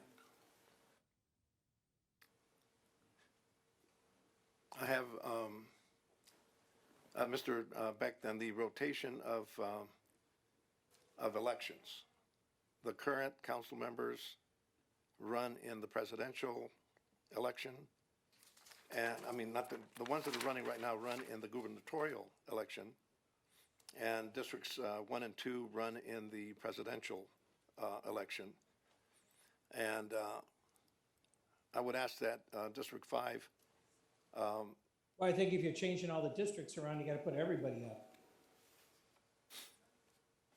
I would ask that the motion include that the candidates for council member district number 5 run with the gubernatorial. So that means Have that it there be, say even and odd districts, or? Should we get a report back once Chris has more time to dig into this on the next meetings? I mean, if you're gonna create the districts now, the 5th district's gonna be elected at the gubernatorial election. I'm sorry, what, Mr. Beck? If you're gonna create the 5th district, it'll need to be filled, right? So that would Will be take, what? it would need to be filled, so that would take place at the So gubernatorial. that would take place in this year? November. Okay, that's automatic, okay, very good. All right, there being a motion and a second, is there any further comment from the council? Hearing no further comment, then I call for the question. Councilmember Betancourt, Yes. Councilmember Bishop, Yes. Councilmember Carrillo, yes, see. Mayor Pro Tem Loa, Yes. and Mayor Hoffbauer.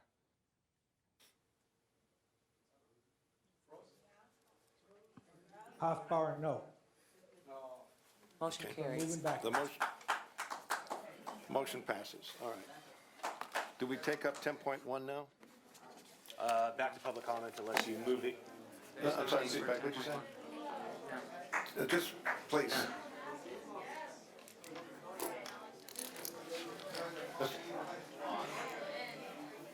Yeah, please.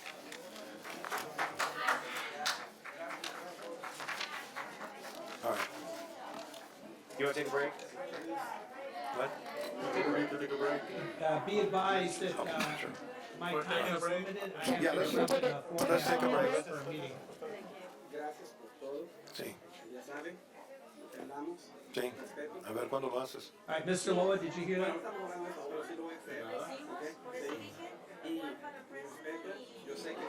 Mr. Loa? Okay, what? Yes, I'm sorry, Steve? We're gonna take about a 10-minute Yeah, my break. time is limited. All right, we're gonna We're have gonna it for take a about minute 10 break. minutes then, Yes, ma'am. because I have to get up at 4:30.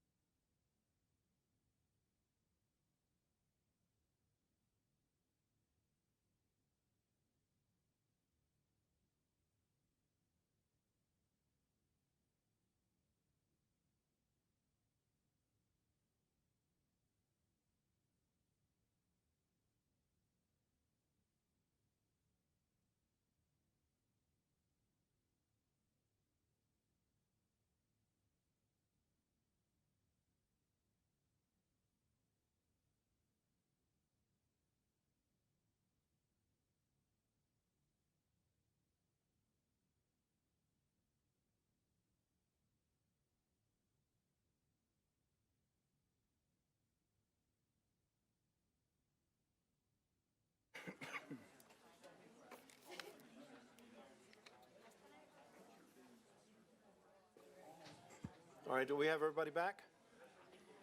All right, we're going to resume the council meeting.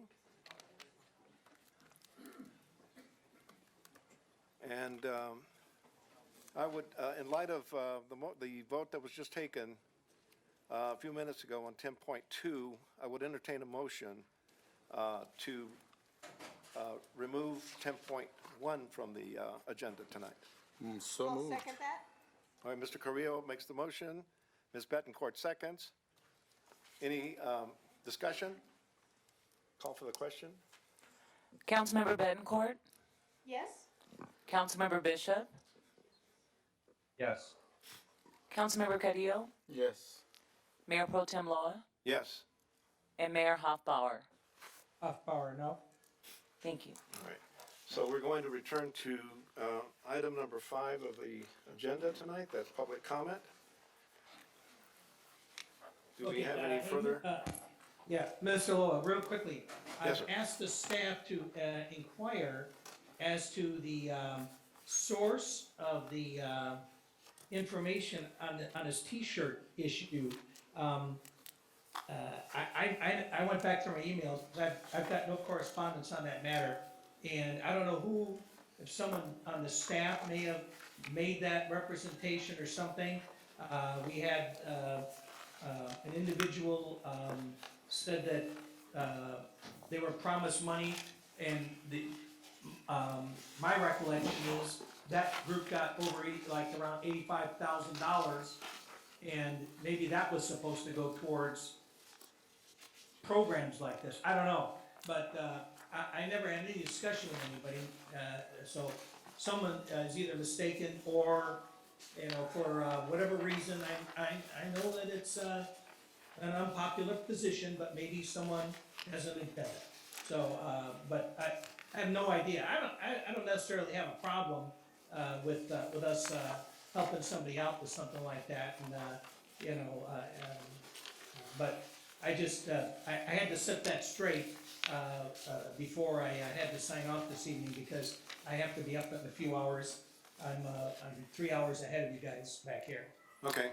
So to have a refresh good- your memory, Mayor, that issue was brought up in front of the council back in September, October. Staff told me it was December. Okay, well, the previous city manager had made that promise, and I believe that the council. Okay, I so believe that the somebody that's not council- there no, well, I anymore. believe that the council agreed to that. Now that we don't have the previous city manager, that may be where this step was not honored. But if you go back to the council meetings, I do remember Ms. Sanchez coming to the podium, talk about this event, talk about the idea of the city partnering with that Right, yeah. institution. Now, And I that's do why I said, yes. that's why we agreed that we would facilitate that partnership by providing what they were asking for. Okay, Again, no, I'm not, I don't think that's the question here. Okay. I think that maybe that's just a misunderstanding, because when they were given like $85,000 out of Measure AV, I think some of us may have thought that that was that partnership, and that's what that entailed, as opposed to, another $5,000. So, whatever, Yeah. I mean, I've asked them to look Mr. into it. Hoffbauer, and I wish you a good flight back, and thank you for representing us in DC. And staff heard you, so that will be looked into. So we're going to. Thank you very much. Yeah. Thank you. We're going to resume with item number 5, which is public comment. I'm sorry, what? I was gonna say, to speak to that issue real quick, I don't think there was any shenanigans or anything like that going on. I do remember when the issue was talked about during our council meeting. I think that honestly it was probably a miscommunication, or the ball got dropped in between the transition of power or something like that. Our new interim city manager will look into it, so. Okay, it'll be checked out. All right, thank you, Mr. Bishop. All right, very good. Let's see, so we're back to public comment. Do we have any public comment online, on the phone? We have one hand raised. Very good. Dave Bowman, feel free to unmute yourself. Mr. Bowman? Am I being heard? Yes, you are. Okay. I hope the four of you that are on the dais. Now, take what has happened this evening as an object lesson. The Black and Latino community was totally ignored, and we went ahead, we were vilified in the eyes of the Anglo West Side to the point to where they cared more about spending money to bring more cops in rather than the city council going ahead and paying cops more to bring in better cops. You know, so work together in unity and peace, and remember, we're out here too. We would like nice things on our side of town. You know, that was hard fought, okay, but it's over. And I hope that all you guys can go ahead and think about doing is moving forward in unity. Now, I will go ahead and say this. We now have a district that represents a high majority of people who are lower income, a higher amount of people that have black folks in it, a higher amount of people that have single parents in it, a higher amount of children in these areas. We gotta go ahead and help these people out and start doing things, you know, for the betterment of their community. And I hope each and every one of you guys takes that to heart, because they're the ones that hurt in our society. And you know, when you take away a person's hope, you can stop them from voting. And that is exactly what went ahead and happened here in Palmdale and Lancaster. No matter whose fault it was, the hope was stripped away from Latin Americans, Hispanic Americans, and as well as the African American community. And we have to go ahead and change that. So peace upon all of you who are left. Thank you, Mr. Bowen. Are there any other speakers online or on the phone? Kevin Shankman, feel free to unmute yourself. Mr. Shankman? Thank you, and I'll be very quick here. It seems based on the council's previous action that you know, any action on a 4-district ordinance is really inappropriate at this point. But I also want to real quickly address the sequencing, because there seemed to be some disagreement between council members regarding that. Mr. Loa, you were absolutely correct. It's Elections Code 10,010. I believe it's subsection B. The council has significant discretion in determining the sequencing of the elections, which districts go in the gubernatorial years, which ones go in the presidential years. The only statutory guidance on that is that the council should consider the purposes of the California Voting Rights Act in making that determination. Regardless, nobody's term is cut short through the sequencing. Or through the change to district-based elections in 5 districts. And again, congratulations and thank you. Mr. Shankman, 10.1, which was the adoption of the pink map, was withdrawn from the agenda. Oh, I'm sorry. I'm sorry. That's okay. Thank you, Mr. Shankman. Is there anyone else? Robin Aratoni? Please come forward. Robin? Maria Maynella? Please come forward. Hello. Thank you for honoring my right to speak. I'm here to ask for a proclamation. April is Child Abuse Awareness and Prevention Month. And so I would like to request a proclamation proclaiming April Child Abuse Awareness and Prevention Month. And then I also wanted to say thank you to Council Member Betancourt for participating in the project You Matter and speaking to the members that were there. It was a very nice event on Saturday, so it was really nice to see her there. And I wanted to say thank you to all the city council members for what happened here tonight, but also it's not that I don't notice, because I do. And in the past, you also prevented marijuana shops from setting up their homes here in our valley, in our Palmdale area.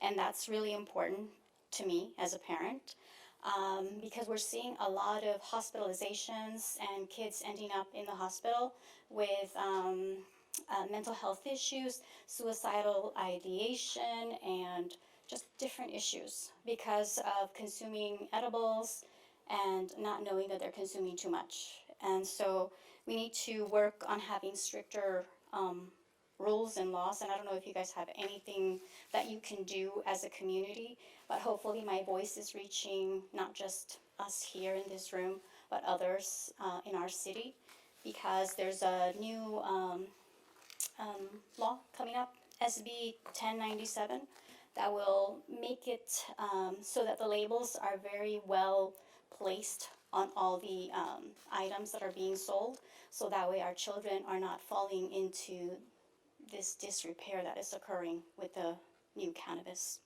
Anyway, thank you for your time. Thank you very much. Mr. Marcos Alvarez and Jason Zink right behind him. Mr. Alvarez, and then Mr. Yeah, I Singh. think that, that proclamation, I think, is on the schedule for April. Just let her know. Thank you, Mayor. She heard you. Thank you once again for allowing me to speak.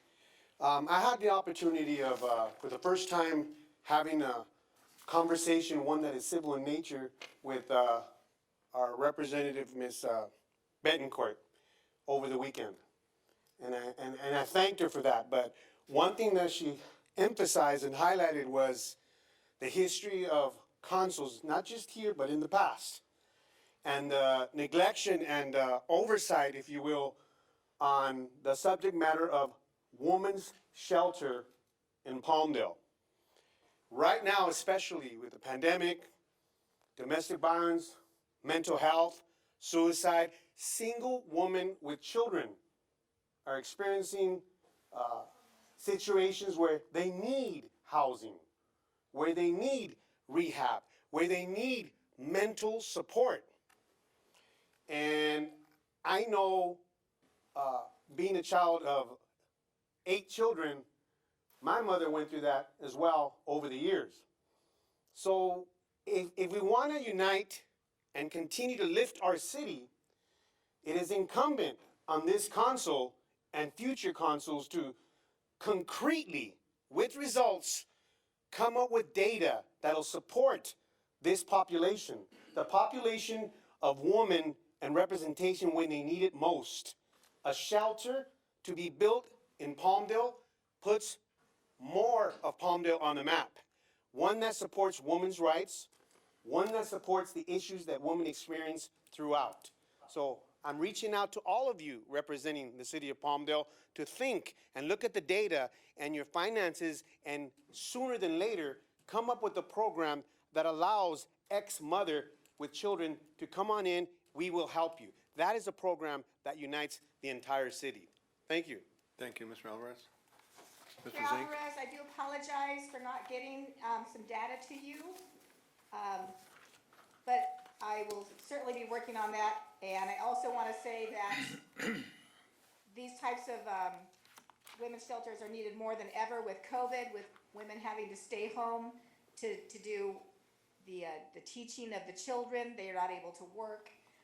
Hopefully we're coming out of COVID, but we have now and we have always in the past needed a women's shelter. So thank you, Mr. Alvarez, for bringing that up, and I will be getting some data to you.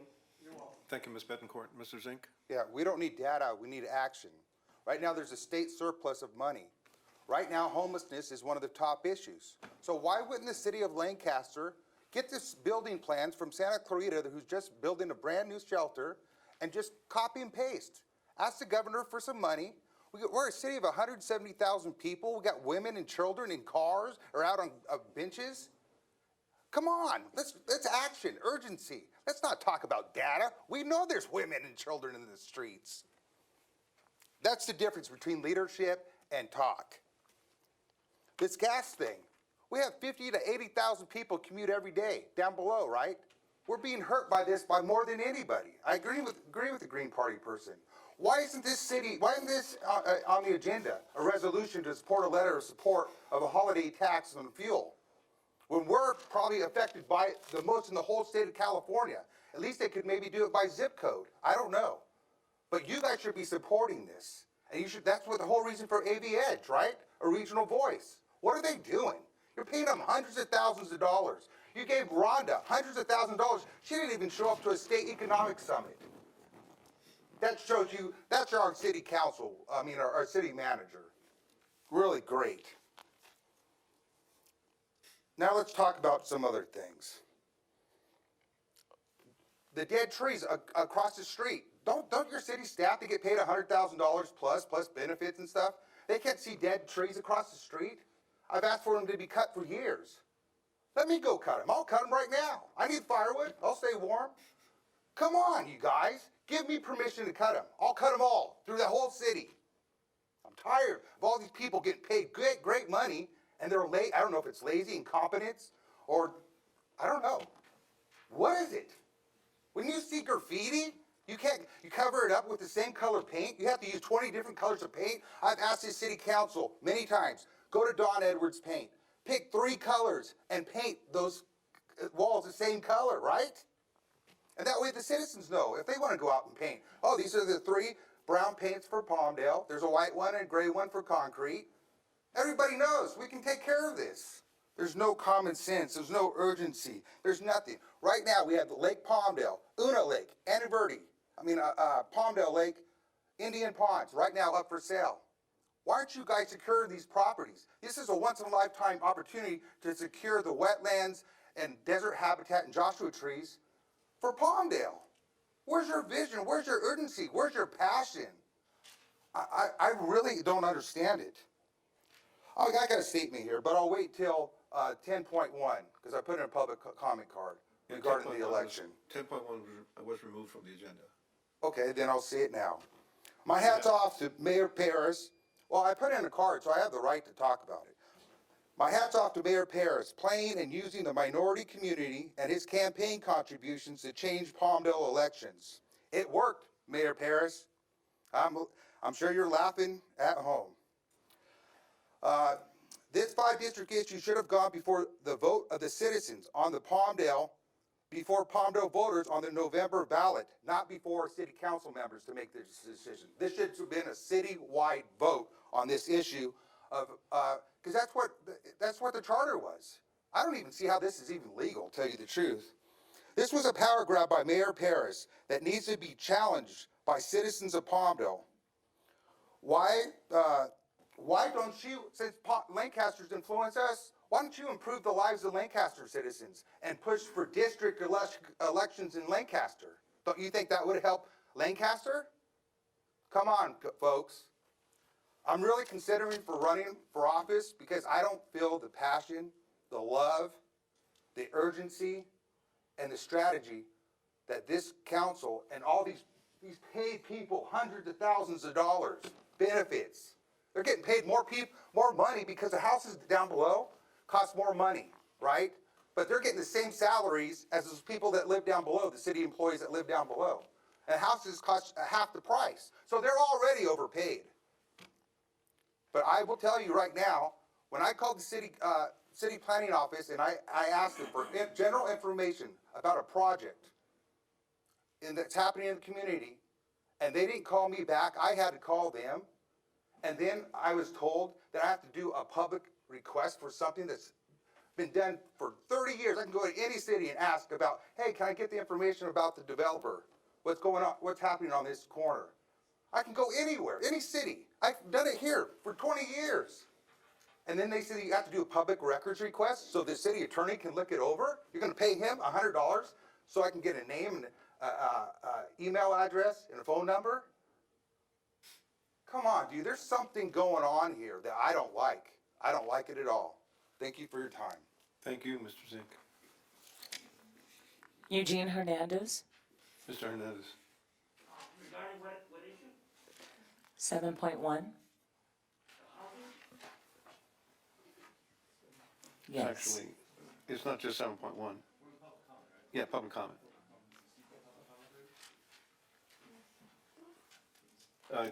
Apparently there was a card, yes. So, Mr. Hernandez, it's on any topic, I believe. Any topic, Mr. Hernandez. He also has one for 8.2. These are Okay. consent calendar items. Did you want to wait till 8.2, or do you want to make? I'll make it for this with Was housing. it both now? Okay, Yeah, thank you. I would like the city council here to take up the issue of rent control. You know, it's been estimated that in order for people to survive, they have to have a salary of $24 an hour. Many people, of course, in Palmdale are working 3 jobs just to pay for an apartment that they probably have to share with other family members. It is time that we lift people out of poverty. And one of the key issues is rent control. He goes, no matter how much buildings you build, if you don't have rent control, these rents are gonna be out of reach for the normal working people. I know none of the city councilmen are renters. I'm a renter, but I fear prices of rent are gonna go sky high, especially during this recession. And I urge the council to take this issue up right now before it becomes a crisis. Thank you very much. Thank you, Mr. Hernandez.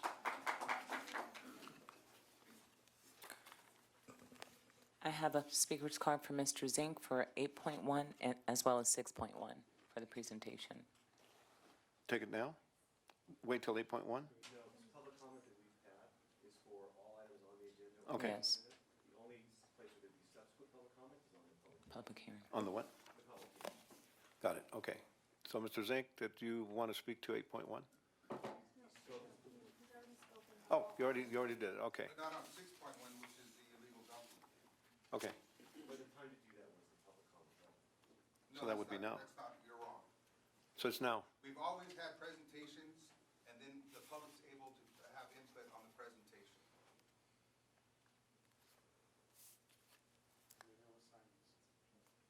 But we gotta hear what the presentation is in order. Before to you can make a comment, comment, okay. right? Let's move on. So we are at workshop presentation with 6.1. Do we have staff report on that? Yes, sir, Mr. Flores. We did not submit a form because I don't. Do we have more cards? No? Well, if you're asking, yes, there is. All right, Mr. Flores.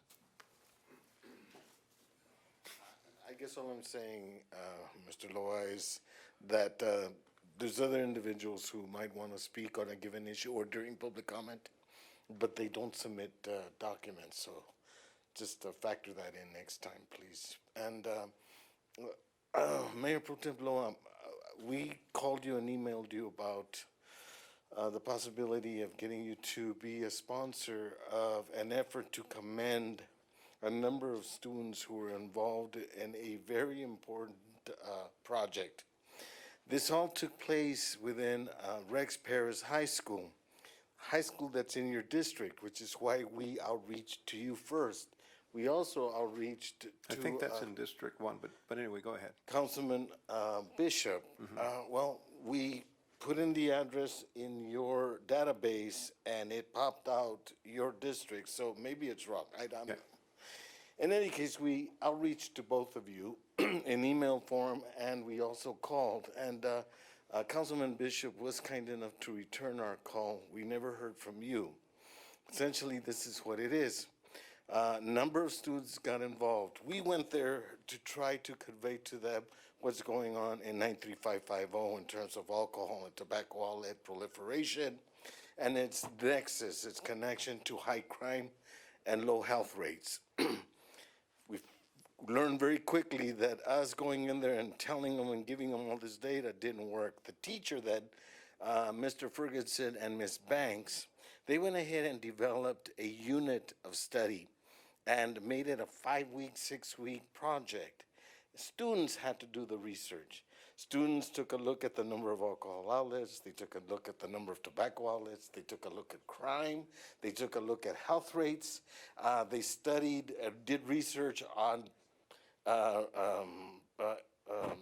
documents that showed the link between these two things, and then they wrote, with the help of Naima Moore and Sylvia Garner, spoken word professionals, they taught them how to put all this experience into poems and prose and artwork. And they like to come to this meeting first week in April and present to you some of those or make those presentations, and for this council to commend all of them for their effort. But I think especially Councilman Laura Bentoncourt, I don't know if you're going to have the gall to question their research and the data that they put out and all their findings the way you did us, but I hope they don't meet with that same reception that we got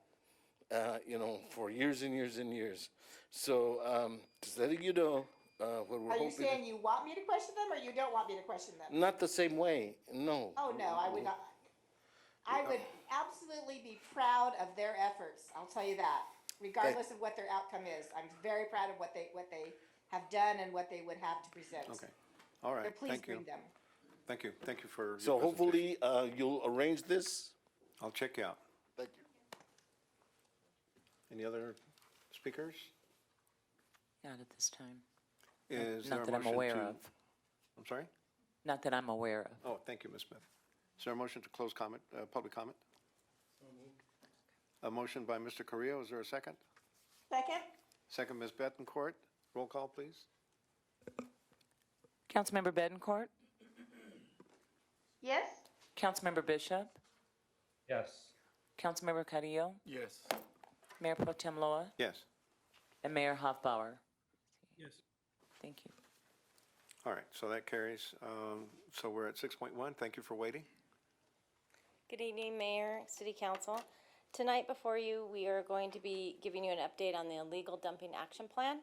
As a little bit of background, back in June of 2021, staff presented an illegal dumping action plan to the public to outline how the city is currently addressing this issue and presented several methods to enhance its program. Since then, staff has conducted other meetings with several key stakeholders and attended town hall meetings on this topic. Tonight, we will be giving you the presentation to provide updates on items that were previously prioritized and how the city overall efforts is going. I have Stephanie Mejia and Ben Lucha with our Environmental Resources Department and to give the presentation and answer questions, along with, we have a representative from Waste Management. Wonderful, thank you. Who goes first? I will go ahead and present the PowerPoint. Very good, thank you. Can I get closer? Yeah, a little bit.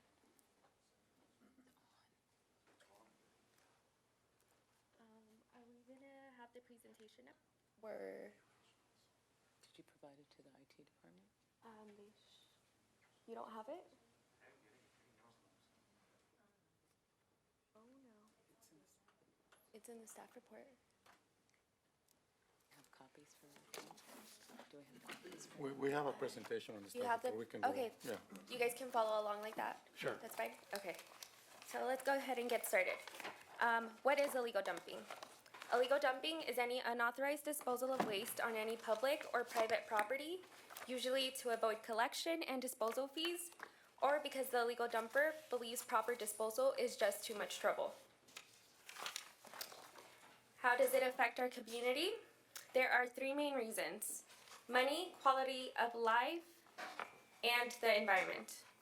Illegal dumping is a community eyesore, negatively impacts plants and wildlife, poses safety hazards to people, especially children, among other things. Who handles illegal dumping? If it is on public right-of-way, our Public Works Maintenance team will go ahead and take care of that. If it is on private property, it will be code enforcement.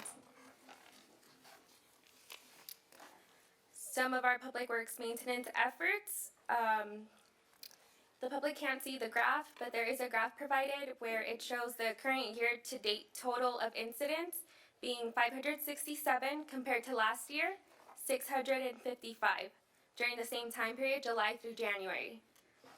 If trend continues, the number of reports will decrease by over 150. Code enforcement efforts. There is also another graph provided. The total number of cases result from proactive enforcement action or a community complaint. Citations are issued due to non-compliance of a property owner or directly to the person responsible for the dumping.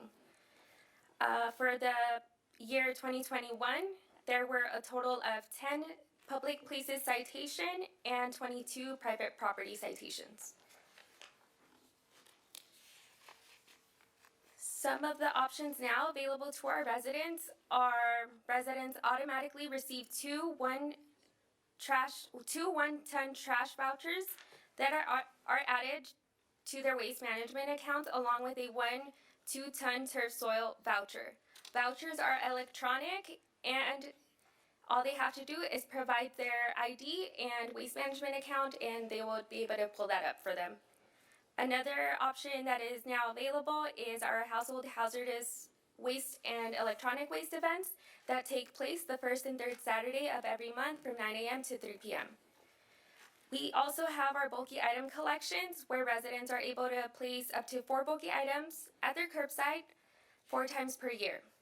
And then this is also, it renews every July to June, so it's every year. The illegal dumping action plan that was presented last year in June. That was initially presented June of last year, like we mentioned. Keep in mind, this action plan is a living document. Oh, and now it is up on the screen. Okay, the following are items for discussion that we will be briefly talking about in the upcoming slides.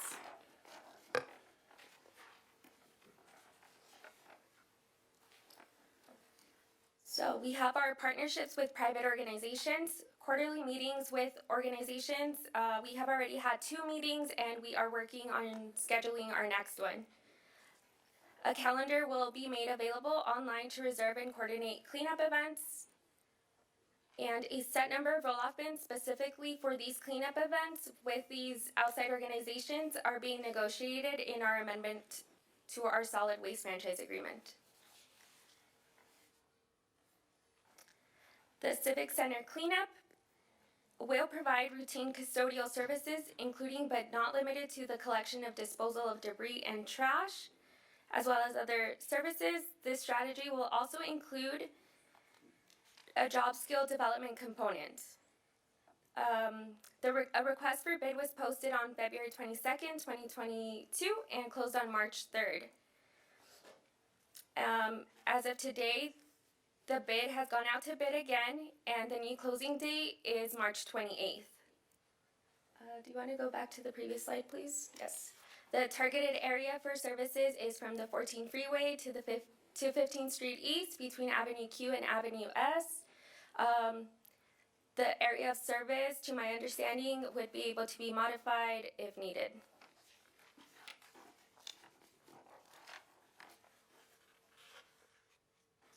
For the maintenance yard roll-off, City is finalizing new agreement with the Mattress Recycling Council to become a public drop-off site.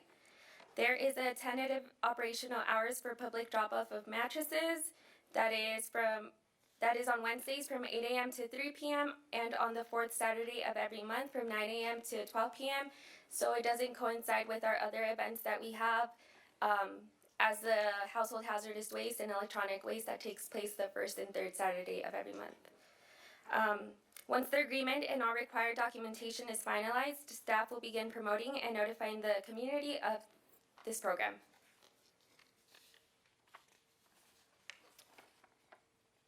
Code changes and enforcement policies. Code enforcement will continue to enforce the municipal code, and staff is currently working on the city's construction and demolition debris ordinance and will be coming in the upcoming months.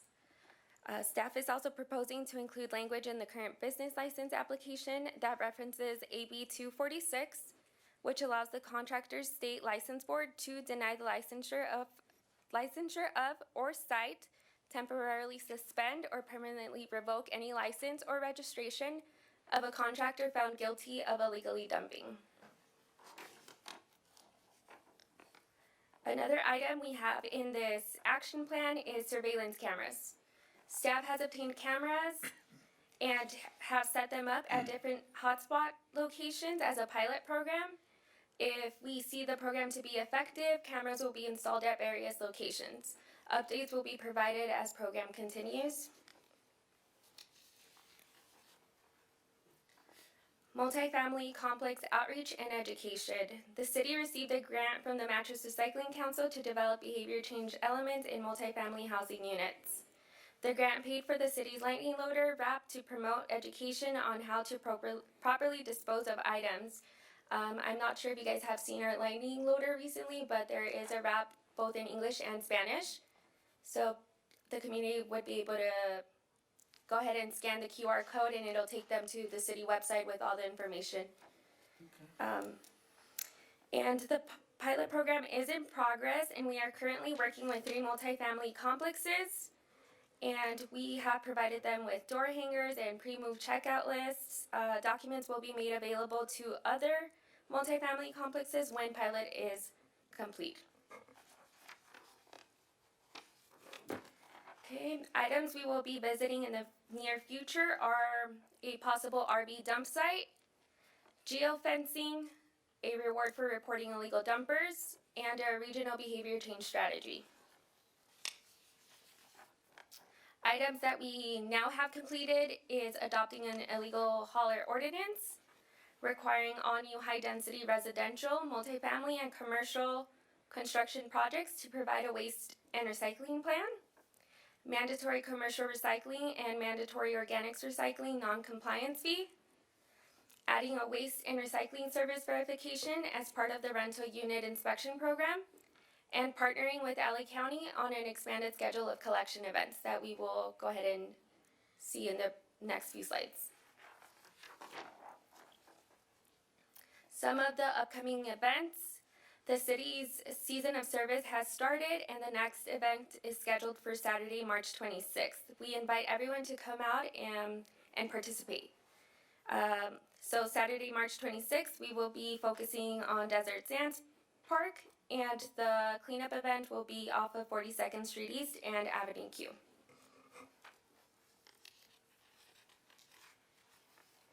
We also have our next paint recycling and reuse event. We held our first paint event last year, and we collected approximately 19,000 pounds of paint, and we were able to give away 73 gallons of reused paint. We also have our paper shredding events. The next one is coming up May 14, and we usually have a lot of participation in our paper shredding events. Used oil and filter collection exchange event. The next one is Saturday, April 16th. We have held 2 other used oil and filter collection exchange events recently. The first one taking place November 6th of this past year. We were able to exchange a total of 49 filters. The second event took place just this past weekend, March 12th, and we were able to exchange 72 filters. And then some events with LA County. We are having the tire collection event that is taking place Saturday, April 30th. And then there will be a free mattress recycling collection event that will be at the LA County Public Works yards, various dates. And also it covers a lot of different aspects of our illegal dumping with the tires, mattresses, used oil, paint that gets thrown out. And that is all. If anyone would like a copy of our current illegal dumping action plan, please feel free to reach out to us. Okay, excellent, thank you. And our contact information is on the next slide. There you go. Thank you for the presentation, it was really good. That's very good, thank you very much. Thank you. All right. So, are there any comments by council? I want to have Councilmember Bishop start the conversation since he's been very outspoken about desert dumping. Austin, do you want to start? Yeah, I'm happy to. Well, I want to thank the staff and everyone involved, profits to everyone who's come out on their weekends to help us pick up trash, even a handful of us on the dais. We've all been out there trying to help clean up the community for a while now. I like this new action plan. I remember the one we had last year. This one's a little bit more concise and to the point. As time goes on, we're definitely figuring out how to attack this issue. And as we know, it's not going to be there's just not one approach. We're going to have to hit this from every angle we can. I don't think it's any secret that since the pandemic, it's gotten worse. There's definitely, I hate to say it, but there's probably more trash out there than there was when we started. So we're definitely going to have to do everything we can to combat this. One of the things I was talking about with our trash hauler, and this is something that Juan actually brought up to me, is works in, he was saying that the waste hauler actually goes around and picks up the trash. Is that right, Juan? They help- Yeah, so what they have in their contract, the waste hauler Desert Valley Disposal DVD, they actually have two vehicles that are dedicated to go and clean up the desert. They provide the employees and obviously the vehicles. And that seems to be an effective program, at least over there. It's a much smaller city. But maybe that's something that we could discuss with Waste Management. And after your comments, Austin, I know that we've been trying to have that conversation with Waste Management already. And maybe our acting city manager can chime in on where those conversations are. But that is correct. That's a program that they have over there. Thank you, Austin. Yeah, no Right. problem. Thank you, Mr. Bishop. Ms. Bettencourt, any comments? Oh, I do have to agree with Austin. It's gotten far worse in the Antelope Valley than it's ever been. And I think part of the problem is too that it is difficult for people to get to the dump. In the past, it was hard enough to go because they don't have very good weekend hours for families. And now with COVID and everybody stuck at home with the kids, not a lot of people probably want to take their kids to the dump with them, and you sure can't leave them home alone. So, we're going to have to come up with some creative ideas on how to address some of the issues, especially the issues of getting things to the dump when you've got small children or elderly, or you're stuck at home with with the lockdown. It's really much easier for people just to go around the corner and dump it in a field than trying to load up the family and go to the dump. So maybe we can, do some more brainstorming and little by little get this problem taken care of, because it's really out of control. Yeah, and until we do, people are going to have the impression that it's okay to dump the trash. And, I hate to spend our resources on keeping the city clean, but I think that should be a top priority. So when people come home from work, when people have family members come visit, the first thing that they see when they get off the freeways is garbage, which is, a little disheartening. And I know it upsets a lot of residents to see that. Yeah. But it's something we're gonna have to stay on top of and keep it clean.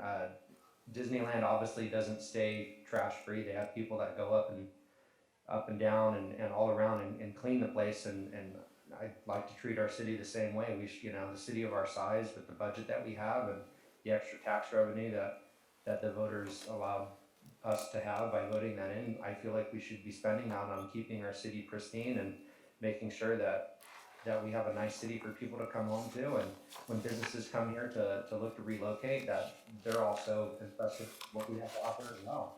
Yeah, and honestly, in a word, prosecute. As long as people think they can do this without any repercussions, they will continue to do so. A fine is one thing, but to get it on your permanent record is another. So, we have to really work with our local courts and judges and prosecutors, whatever we have to do to get this handled, because we are not a dumping ground. We should not be a dumping ground. And people have to be held accountable. Very good. Is Mr. Hopper still on the line? I don't see him. I think he said he had to. Yeah, that's what I thought too, but I didn't want to overlook him if he was still there.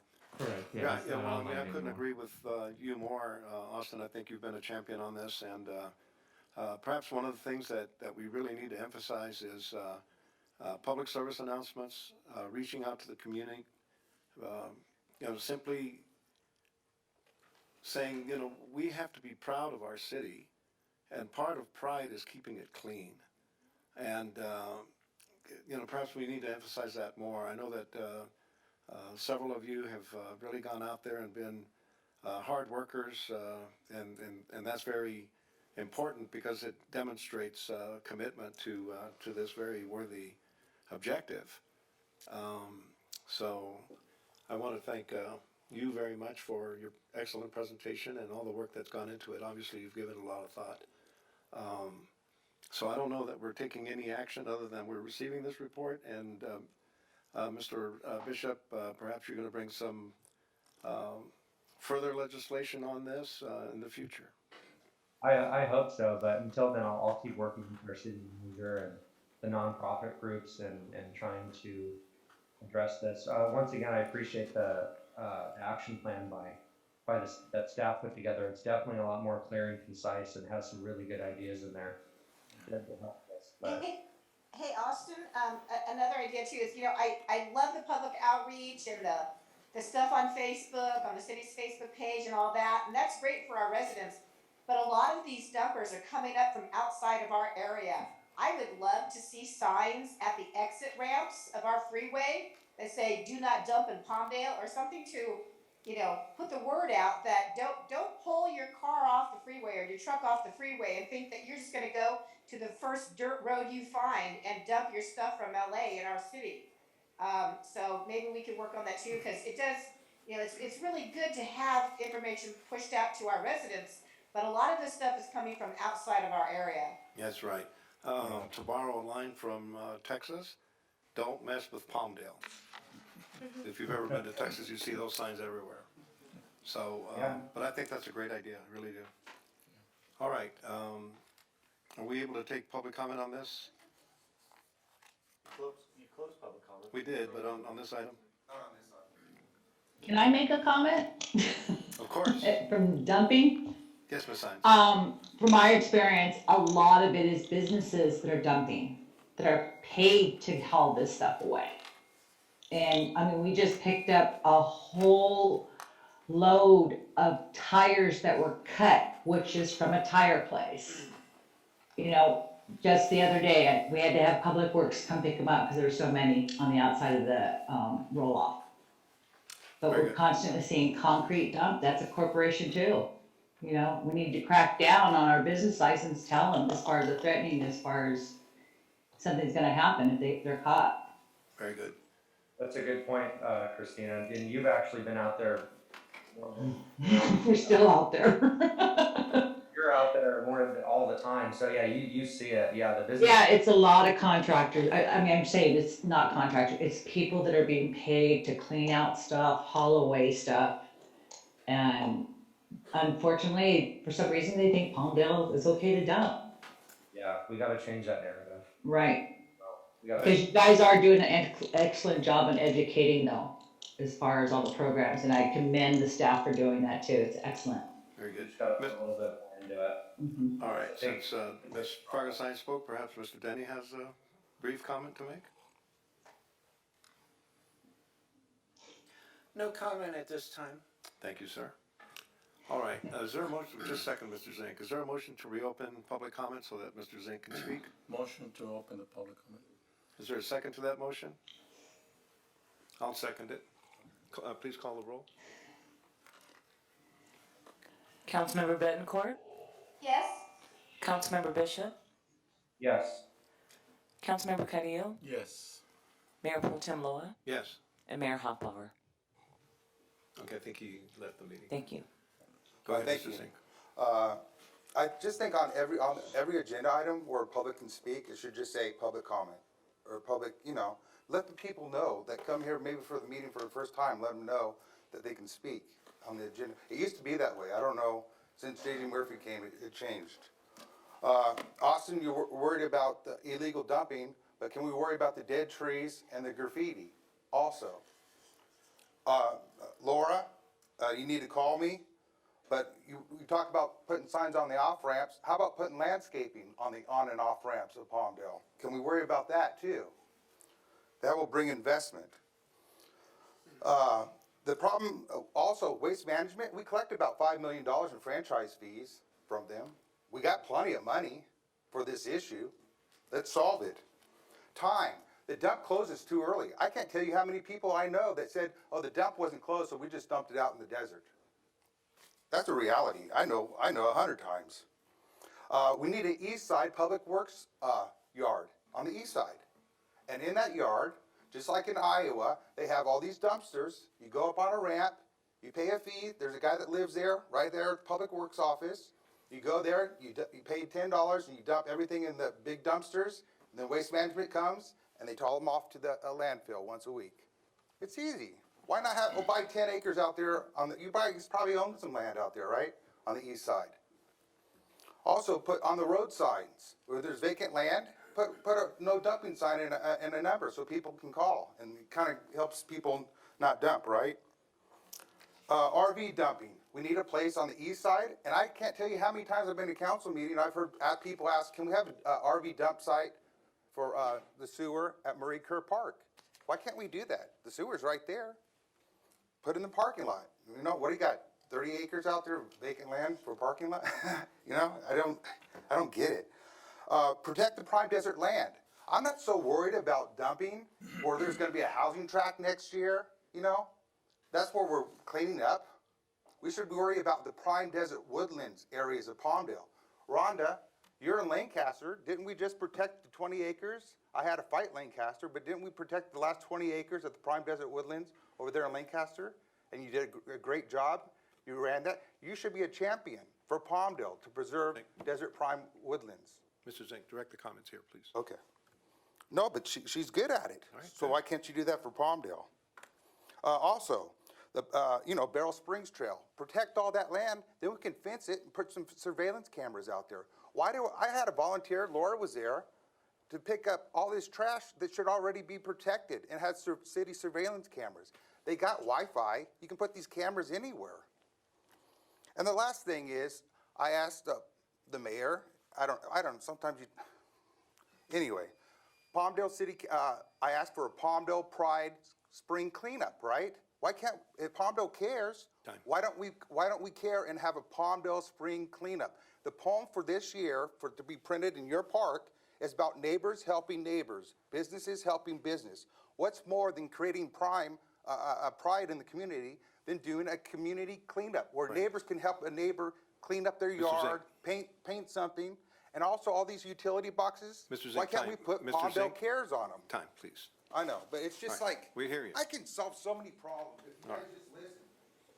Very good. Hey, Appreciate that. I just want to say something to Jason, if you can hear me. Yes, he can. I got the maps that he left for us to review, and I am looking at them. He does have some really good ideas over there by the Pioneer Cemetery, so I don't want you to think that we didn't see them.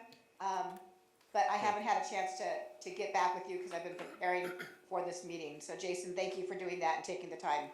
Very good. Is there a motion to close public hearing? So moved. I'll second. And one more thing to Jason, we are working on the graffiti thing and the paint matching, and I'll tell you more about that later. Very good. All right, there's a motion and a second. Roll call. Councilmember Betancourt? Yes. Councilmember Bishop? Yes. Councilmember Carrillo? Yes. Yes. Mayor Pro Tem Loa? Yes. Thank you. All right, so then that does that. So we're on to item number 7, the consent calendar. All matters listed under the consent calendar will be enacted by one motion, unless an item is pulled by council, in which case the item will be removed from the calendar and will be considered separately following this portion of the agenda. So, does any member of the council wish to remove any item from the consent calendar? Pull from the consent calendar. Yeah, pull it. Pull from, yeah. No, motion to approve. I'd like to pull, can you hear me? Yes. I'd like to pull 7.3 and 7.4. All right, 7.3 and 7.4. Is there a motion on the balance of the consent calendar? Motion to approve the balance of the consent.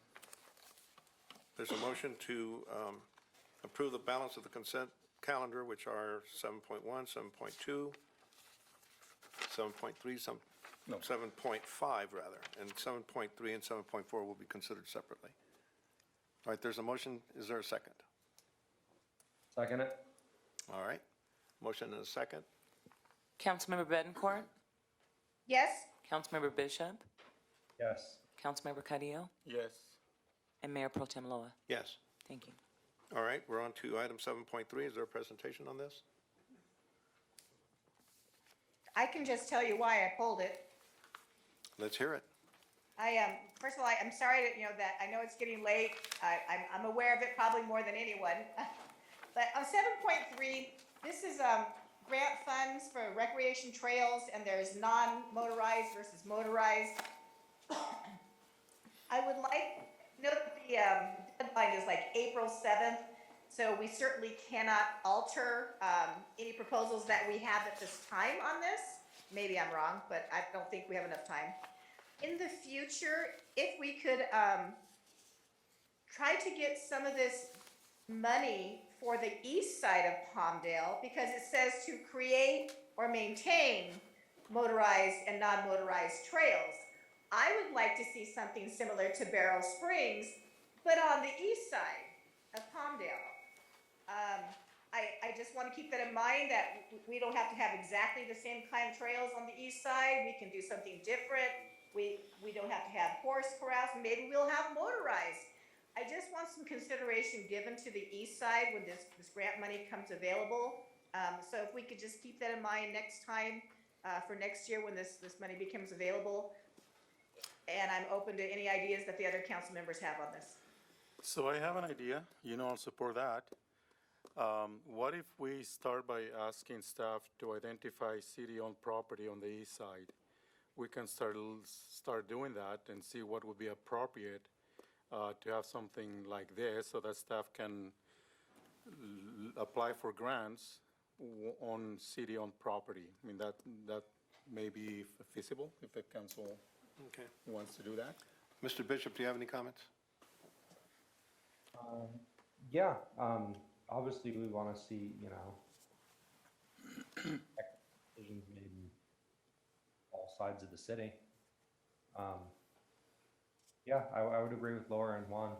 Okay. I don't know if we can do that in this motion, but maybe, I don't know, she's asking that we consider it in the future when the money's awarded. I'm not really sure what the. All right. I think that staff would like us to act on this 7.3 now so that they can proceed with the project with Ms. Correa? Oh, yeah, no, I agree, Juan. I just wanted to bring that up. All right. Because there was $2,700,000 available in these grants that are to be divided between motorized and non-motorized. And I want to say that the cutoff is April 7th, so we won't make it this year, but maybe next year. And like Juan said, maybe we can look at what properties that we own and something that we can develop into a community, like Jason says, like a prime land, reserve, trail, whatever. If we could just think in the future for that. All right. Does anyone on the council need any further presentation from staff? If there isn't, then is there a motion? I'll move to approve. Is there a I'll second. All right, Ms. Betancourt. It was moved by Mr. Bishop, seconded by Ms. Betancourt. Councilmember Betancourt? Yes? Councilmember Bishop? Yes. Councilmember Carrillo? Yes. And Mayor Pro Tem Loa? Yes. Thank you. All Motion right, we're on, carries. thank you very much, staff. All right, 7.4 then? So I pulled this item just to be consistent with my no vote.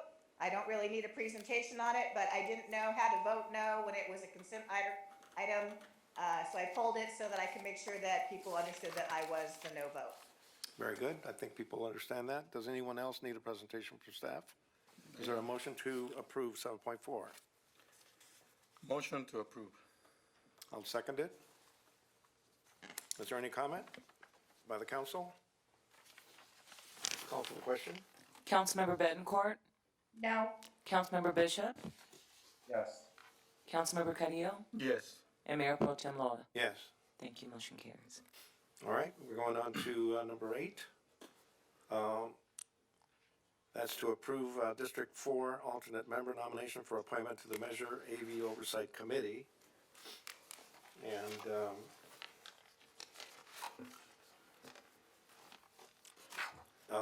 isn't the process normally that the mayor makes a nomination? That was changed a few months back. Now, a council member, particularly the one for the All right. district, can make the motion. All right, so So I'd like to make a motion that the appointee be Mr. Glenn Anthony Flood, unless there is any discussion from the council. Second. all right, there's a nomination for Mr. Flood and a second by Ms. Betancourt. Are there any other nominations? All right, if there's no other nominations, then call for the question. Councilmember Betancourt? Yes? Councilmember Bishop? Yes. Councilmember Carrillo? Yes. And Mayor Pro Tem Loa? Yes. Thank you. Motion carries. Very good. In 8.2, I believe we have a number of positions. And I would like to make a nomination for District 2 to serve on this commission of Darby Edwards. Who's that? I'm sorry? Darby Edwards Okay. for District 2. Okay. Do you I'll second that? second that. Thank you, Ms. Bettencourt. Are there, let's see, there's going to be other nominations because we're going to be filling Right. several positions. So should we take it one by one, Mr. Beck? It's at your pleasure. All right, so let's have a vote then on Mr. Edwards for District 2. Councilmember Bettencourt, Yes? Councilmember Bishop, Yes. Councilmember Carrillo, Yes. and Mayor Pro Tem Loa. Yes. Thank you. Mr. Bishop, do you have a nomination? Yeah, it would be number 8, Rodolfo Perez. Very good. Is there a second? I second that. Very good. Any other nominations? Call for the I'd like to question. nominate for District 3. I Oh. can't pronounce the Can we, first can we name. take District 4 since there's Oh, a, sure. all right, since there's a first and a second on that? Councilmember Bettencourt, Yes? Councilmember Bishop, Yes. Councilmember Carrillo, Yes. and Mayor Pro Tem Loa. Yes. Thank you. Very good. Ms. Bettencourt? Yeah, for my district, it would be Shushanik Petrosian. Very good. Is there a second? I second that. Mr. Carrillo seconds. Any other nominations? Hearing none, call for the question. Councilmember Bettencourt, Yes? Councilmember Bishop, Yes. Councilmember Carrillo, Yes. and Mayor Pro Tem Loa. Yes. Thank you. Motion carries. Okay. So we are now to item number 9.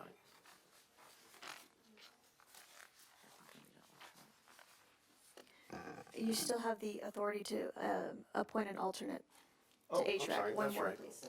That's right. I'm remiss there. Is there a nomination for an alternate from any council member? How about doing Abraham? Abraham? The only concern there is he's not a resident of the city, but if there's a second, we'll consider it.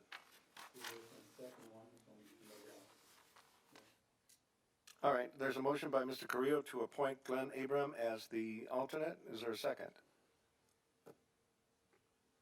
All right, hearing none, is there another nomination? All right, I'll nominate Stephanie Rogers. Is there a second? And Stephanie's from District 2, is that correct? Yes, she is. Okay, yeah, I'll second that. Okay, thank you, Ms. Bettencourt. So, any other nominations? Hearing none, call roll, please. Councilmember Bettencourt, Yes? Councilmember Bishop, Yes. Councilmember Carrillo, and Mayor Pro Tem Loa. Yes. Thank you. Motion carries. And I just want to make a note that this absolutely is no disrespect for Mr. Abrams. I know him from Antelope Valley College. He's a very nice man. I just personally am trying to keep our residents as the people that we are nominating for these positions. That's a point. Okay, so now we will go on to number 9.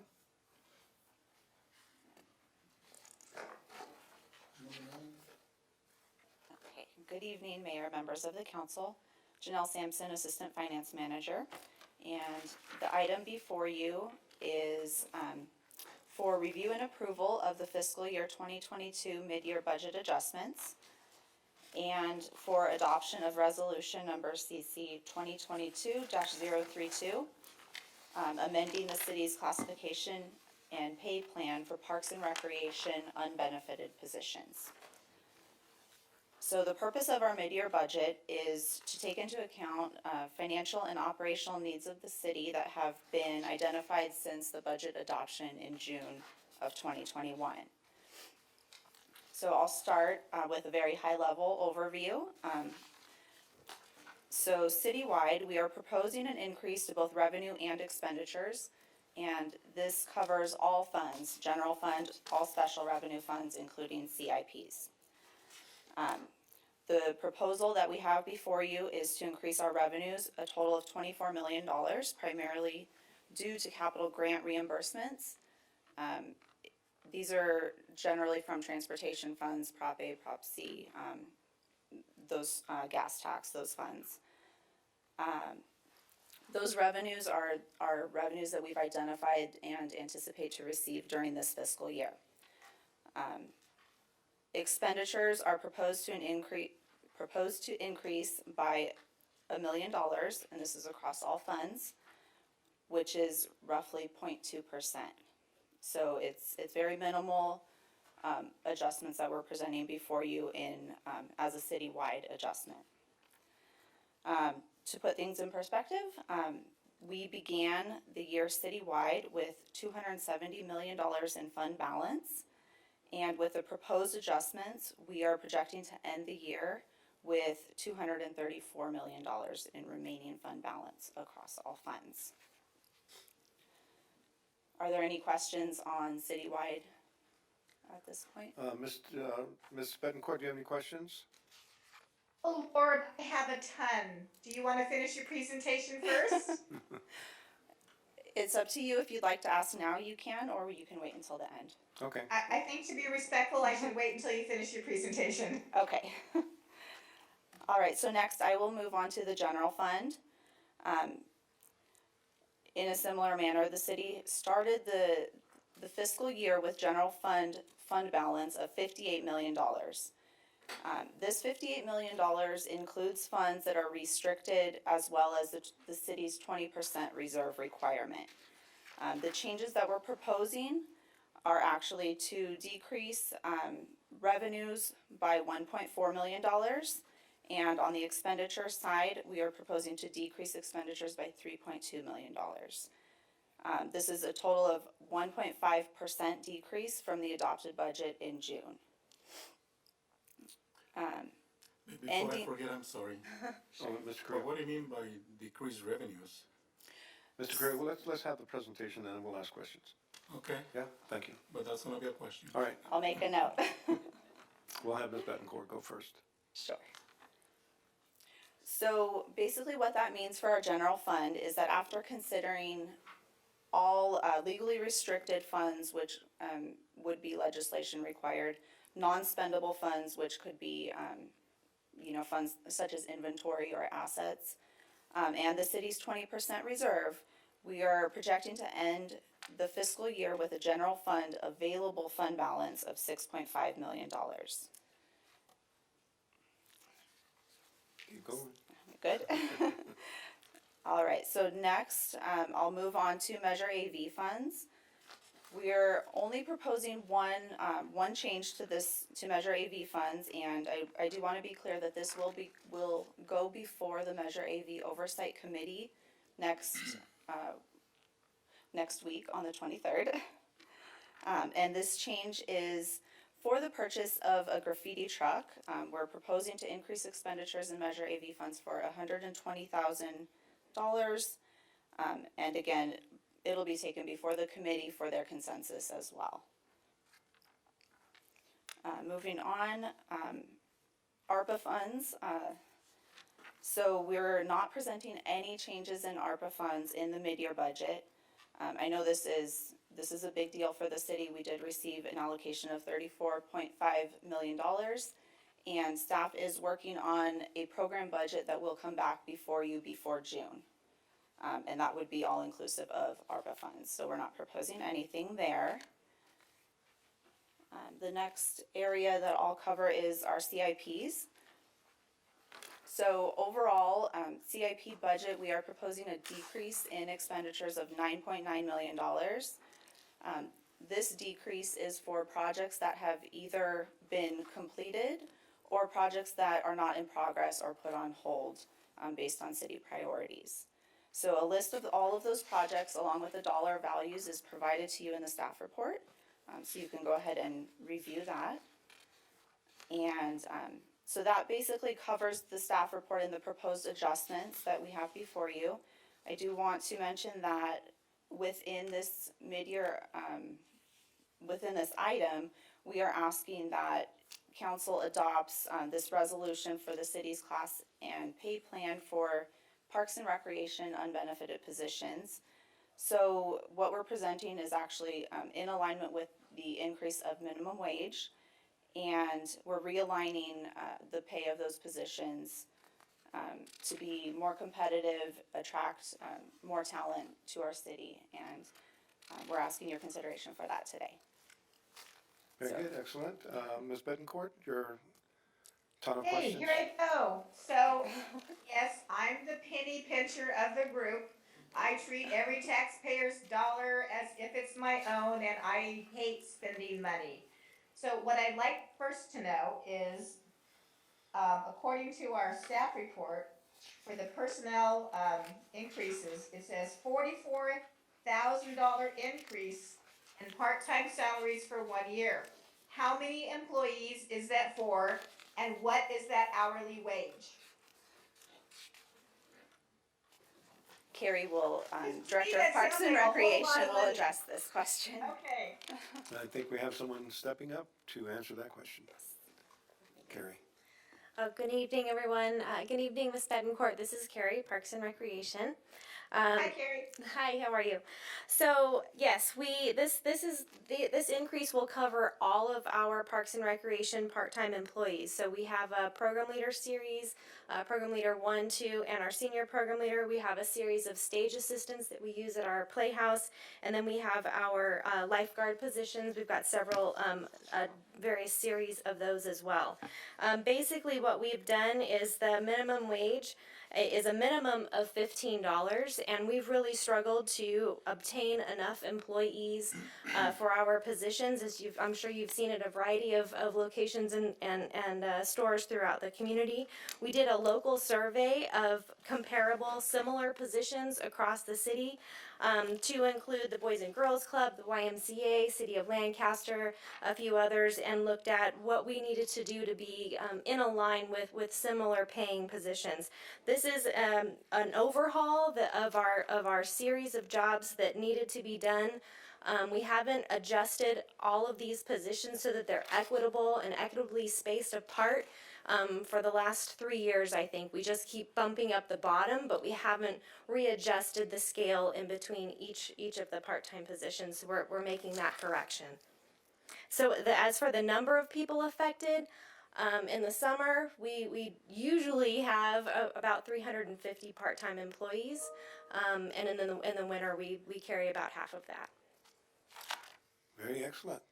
Didn't even look at the notes. Okay, so somewhere between 75 and 150 employees is gonna increase, $44,000.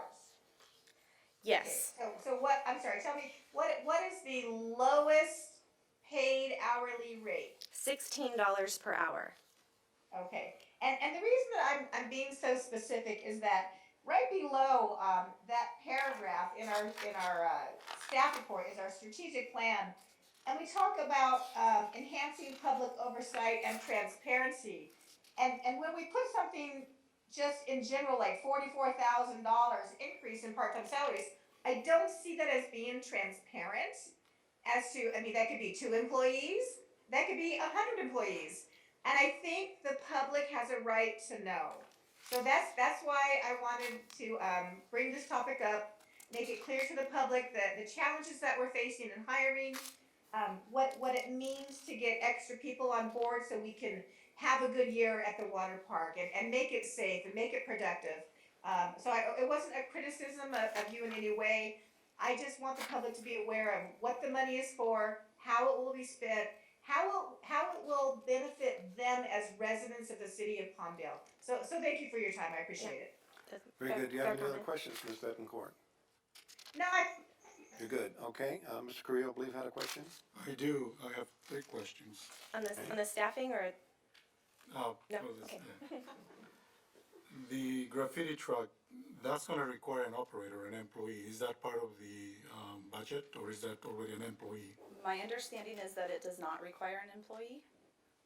So we currently have employees assigned to the graffiti crew that are not equipped to deal with them in the most efficient manner, and this will help in that effort. And that will help in addressing the graffiti issues to be taken care of faster. Yes, sir. The RPA funds, how much is that money? $35.4 million allocated. We have I'm sorry, did I? 34.5, I mixed it up. Okay. The Innovation Lab, that $2 million coming of Measure AB fund, is that something that we really want to invest? And that's a question for the rest of the council.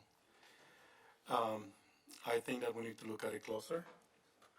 Which item was that? I'm sorry, Mr. Clerk. That's on page 183, Innovation Lab, $2 million from AB fund. Seems like we're putting everything on Measure AB fund, and this is one of those projects that I think we should be looking at closer. Yeah, please. So council, we are going before Measure AV on March 23rd with a general update.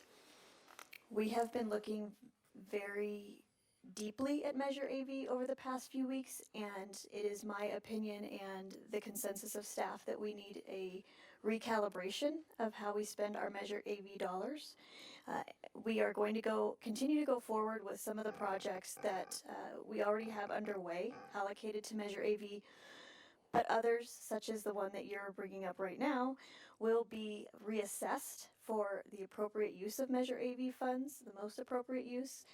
Anything that is not spent by the end of this fiscal year will roll into next fiscal year, and we plan to bring a new Measure AV budget before the commission and as well as the council with the adoption of the annual budget in June. I appreciate that. There's a lot of things that we need to look at on Measure AV. And I think that the council should take the time to reassess with the recommendations from staff and the committee, because this is concerning to me that there's just a lot of AV measure funds that they go here, they go there. And as some members of the public have said, there are a lot of things that we need to be looking at to make the city proud, the residents to be proud. One of them, graffiti. Let's see that there's a vehicle there. And I would ask that the council be given a memo once you reassess those items, because those are of big concern to me, the way that there was not good oversight, in my opinion.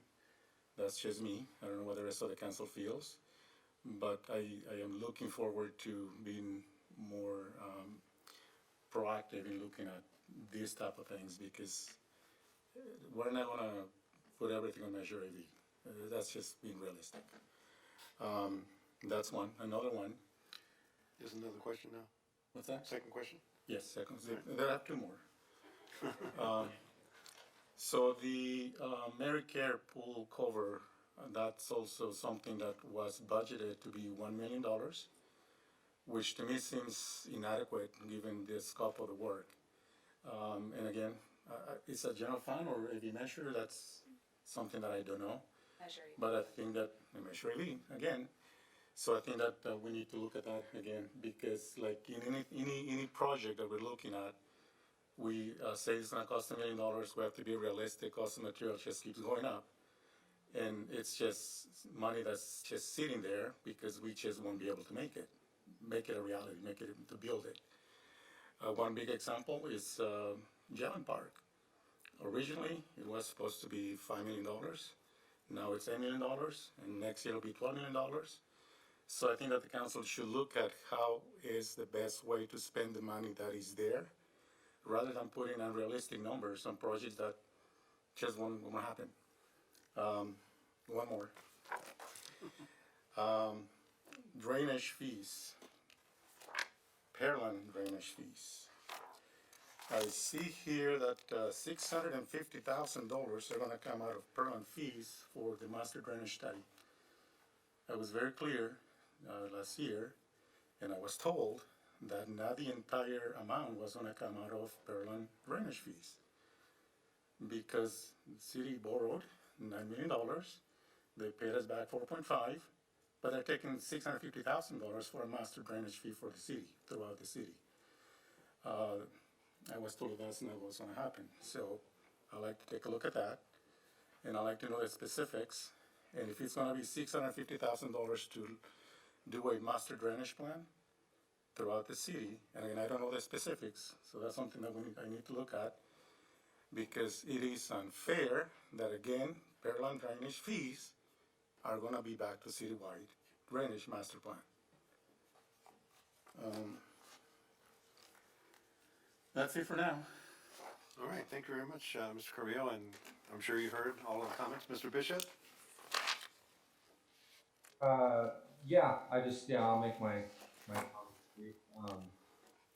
Obviously, we want to be good stewards of public money. We want to be fiscally conservative, given everything going on, and make sure that, we're respectful of the taxpayer's dollar and everything goes as far as it possibly can, and that when we do spend these money in the community, that it makes the most impact. I agree with my colleagues.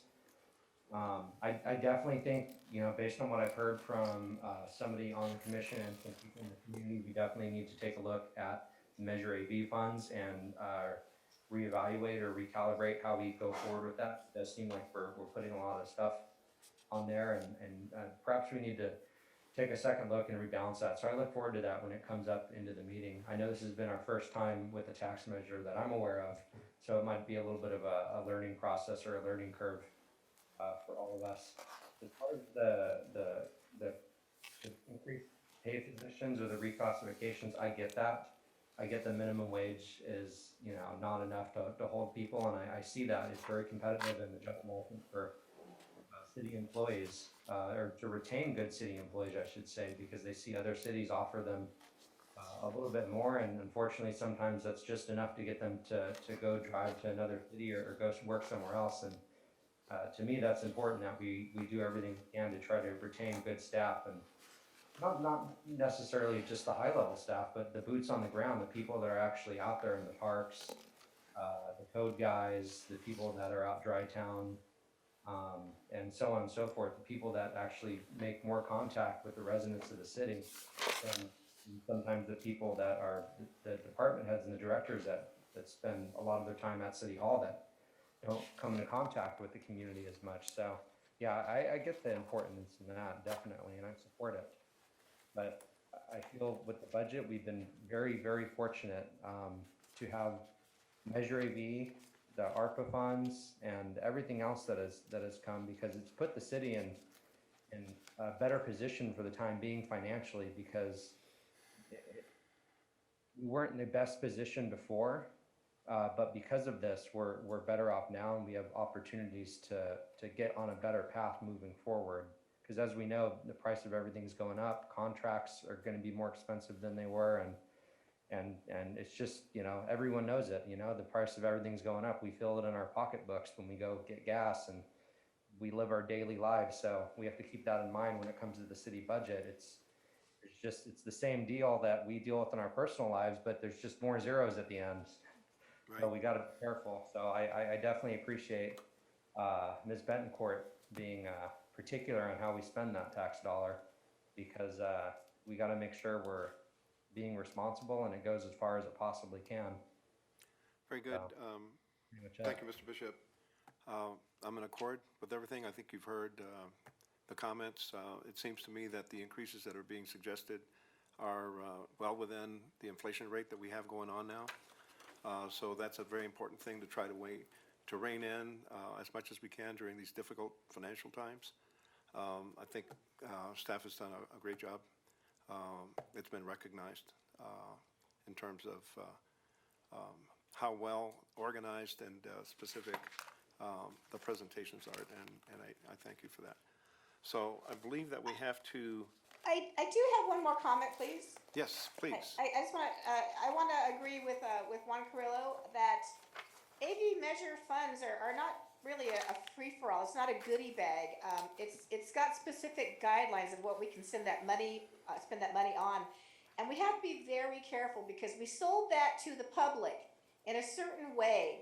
They voted on the idea that the money that was put into that fund, that they would see direct, concrete, tangible results for it. Like Jason Zeke says, beautification of the on-ramps and off-ramps, after-school programs, public safety, things that will actually benefit the lives of our residents. So I want to make sure that we are extremely careful and extremely transparent about how that money is spent. And I know that we have a committee that's going to oversee what's being spent. But I just want the council, for us to be more aware of how that money is being divvied up. And can I just ask Janelle real fast, what is our current balance for AV measure funds?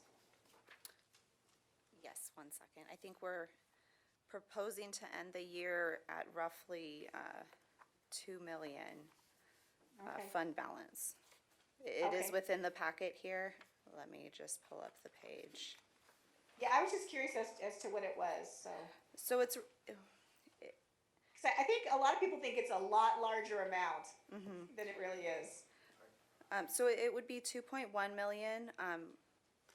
You will see that on that page in your packet, we are proposing a reserve requirement as well for Measure AV funds, so that will be coming back before you, as well as Measure AV committee. So I think assuming. Mr. King. Oh, Yeah, so I think that if the question is how much we're taking in, that's different question yes. than, how much. Yeah, how much is oh, taken in, how much have we spent, what is our current balance? Right, If you right. have those. So currently, I think this year, we're taking in approximately $17 million according to the budget. But we're projecting to see higher numbers, but it's not officially adopted. So we're just sticking to $17 million. No, actually, it's what we are we were told by our consultant HDL company.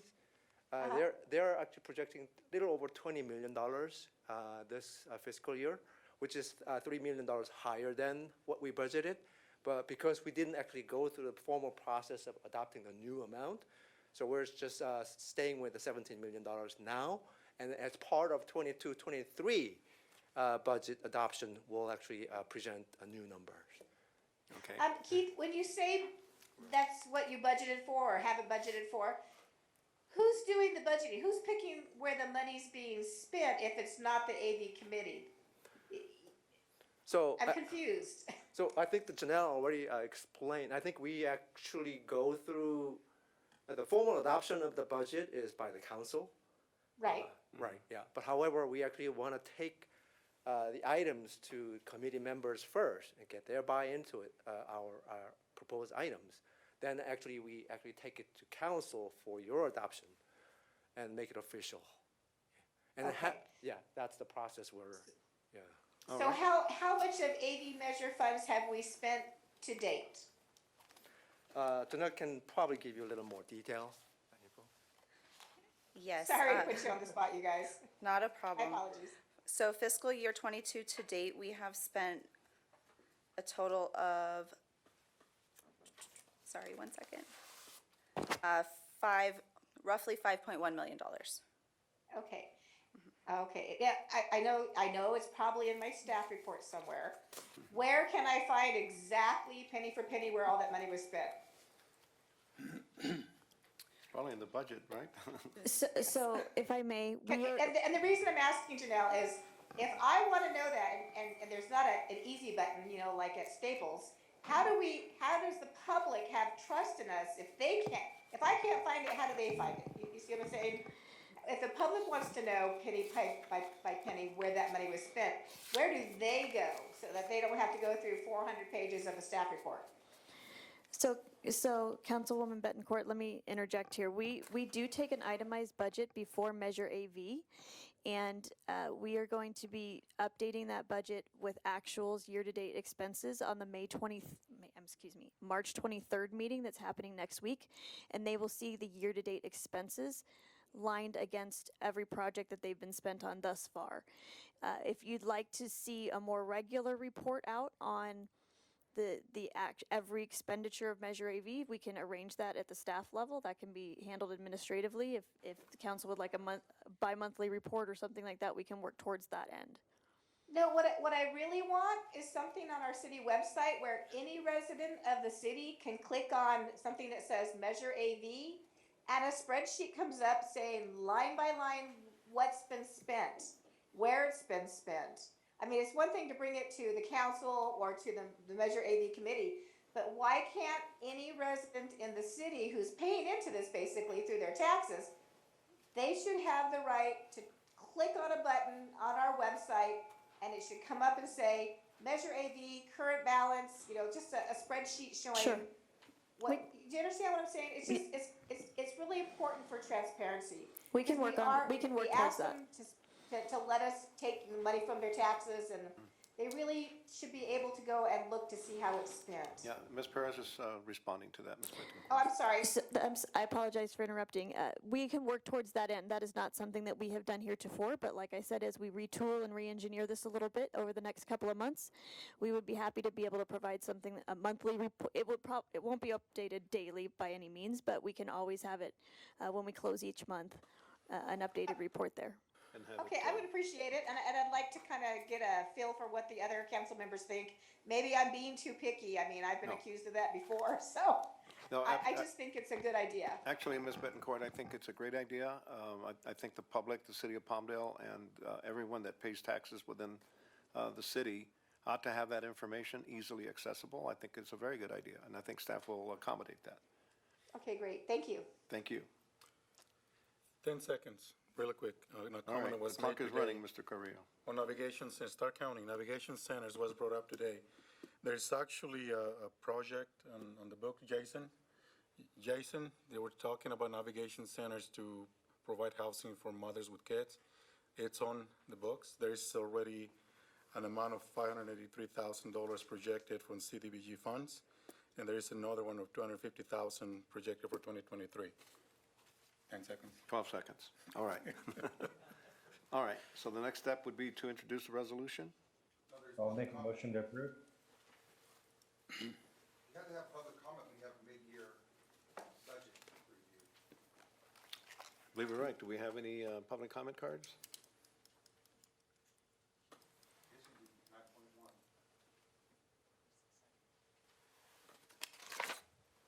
Well, I'll take his representation. Mr. Zink? Yeah, but what I'm talking about, when the state, regarding the homeless shelter, I heard the city say, oh, if we build it, then the homeless will come. They're already here. And the whole thing is, if the state has a surplus and they're giving millions of dollars out to other cities, why wouldn't we get the plans from Santa Clarita, cost $3 million, and build a building and, and have a charity fund run it? Why wouldn't we ask that? Why wouldn't we request that? It's so easy. You got the land. I don't get it. Get the money, bring home the bacon. Lackey, Wilk, right? This is the other thing. We got money, we got a lot of money, more money projected from franchise fees. From the, we had $34.5 million from the rescue plan. We have $5 million more in Measure AV funds. We have $5 million more in property tax and regular sales tax that we collected before AV Measure funds the city was collecting. So we have a lot of money. So all this stuff about doing Palmdale Historical Park, probably $1 million, $2 million, that can be done. Your part can be done. You know, how can you justify giving city employees more money when we have dead trees around the city, right? Cut the dead trees, then maybe I'll think about giving you a raise. The other thing is the graffiti. AV Bank, the old AV Bank, it's had graffiti on it for over a month. Where's city staff? Don't they ever take their long way home and write things down like, hey, we got to fix this. This looks terrible. Why can't we make some goals that we're going to landscape all the on and off ramps in the city of Palmdale for 2022 and then check it off the list, right? Why are we charging kids to be lifeguards, to get the CPR class for $180? Why wouldn't we waive that? Isn't our community better to have more people that know CPR in our community? Why would we charge them and then give them a job? That should be waived. We should be a city fee waived city with Measure AV funds. We shouldn't charge people to go swimming. We shouldn't charge groups to use the culture center. We shouldn't charge people to do the things in our magazine. All those, we keep these people busy. That means that they're not going to go into crime, right?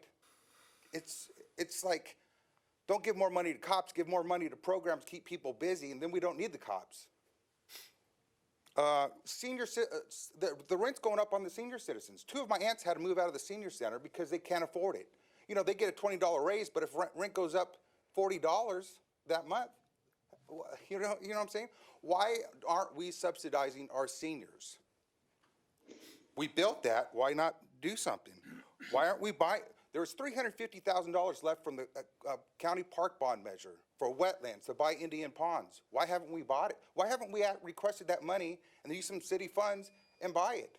Your points are well made, Mr. Yeah, James. I think I'm We- so we've heard- frustrated, we've Mr. heard your Loa. I'm comments tonight. so frustrated. This is common sense, easy stuff. All right, thank you. This We're isn't running up hard. against the clock Why? here. Why Mr. can't that Zink, timer that I please. can't see be put right there? Mr. Zink, please.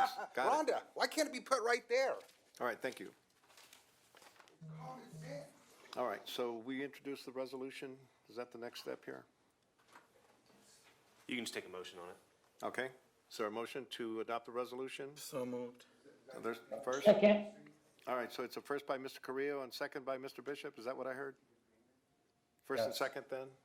I thought the second was Commissioner Fraga's. Saying. Yeah. Let her second. She needs.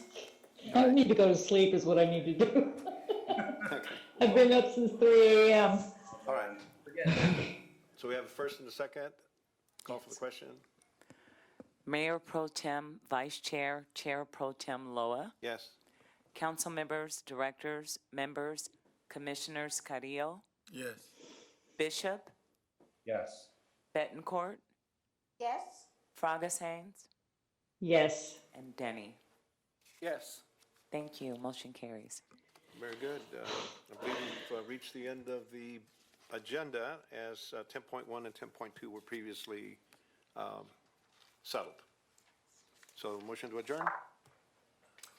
I, Wait, I had a speaker card for Human Relations Committee.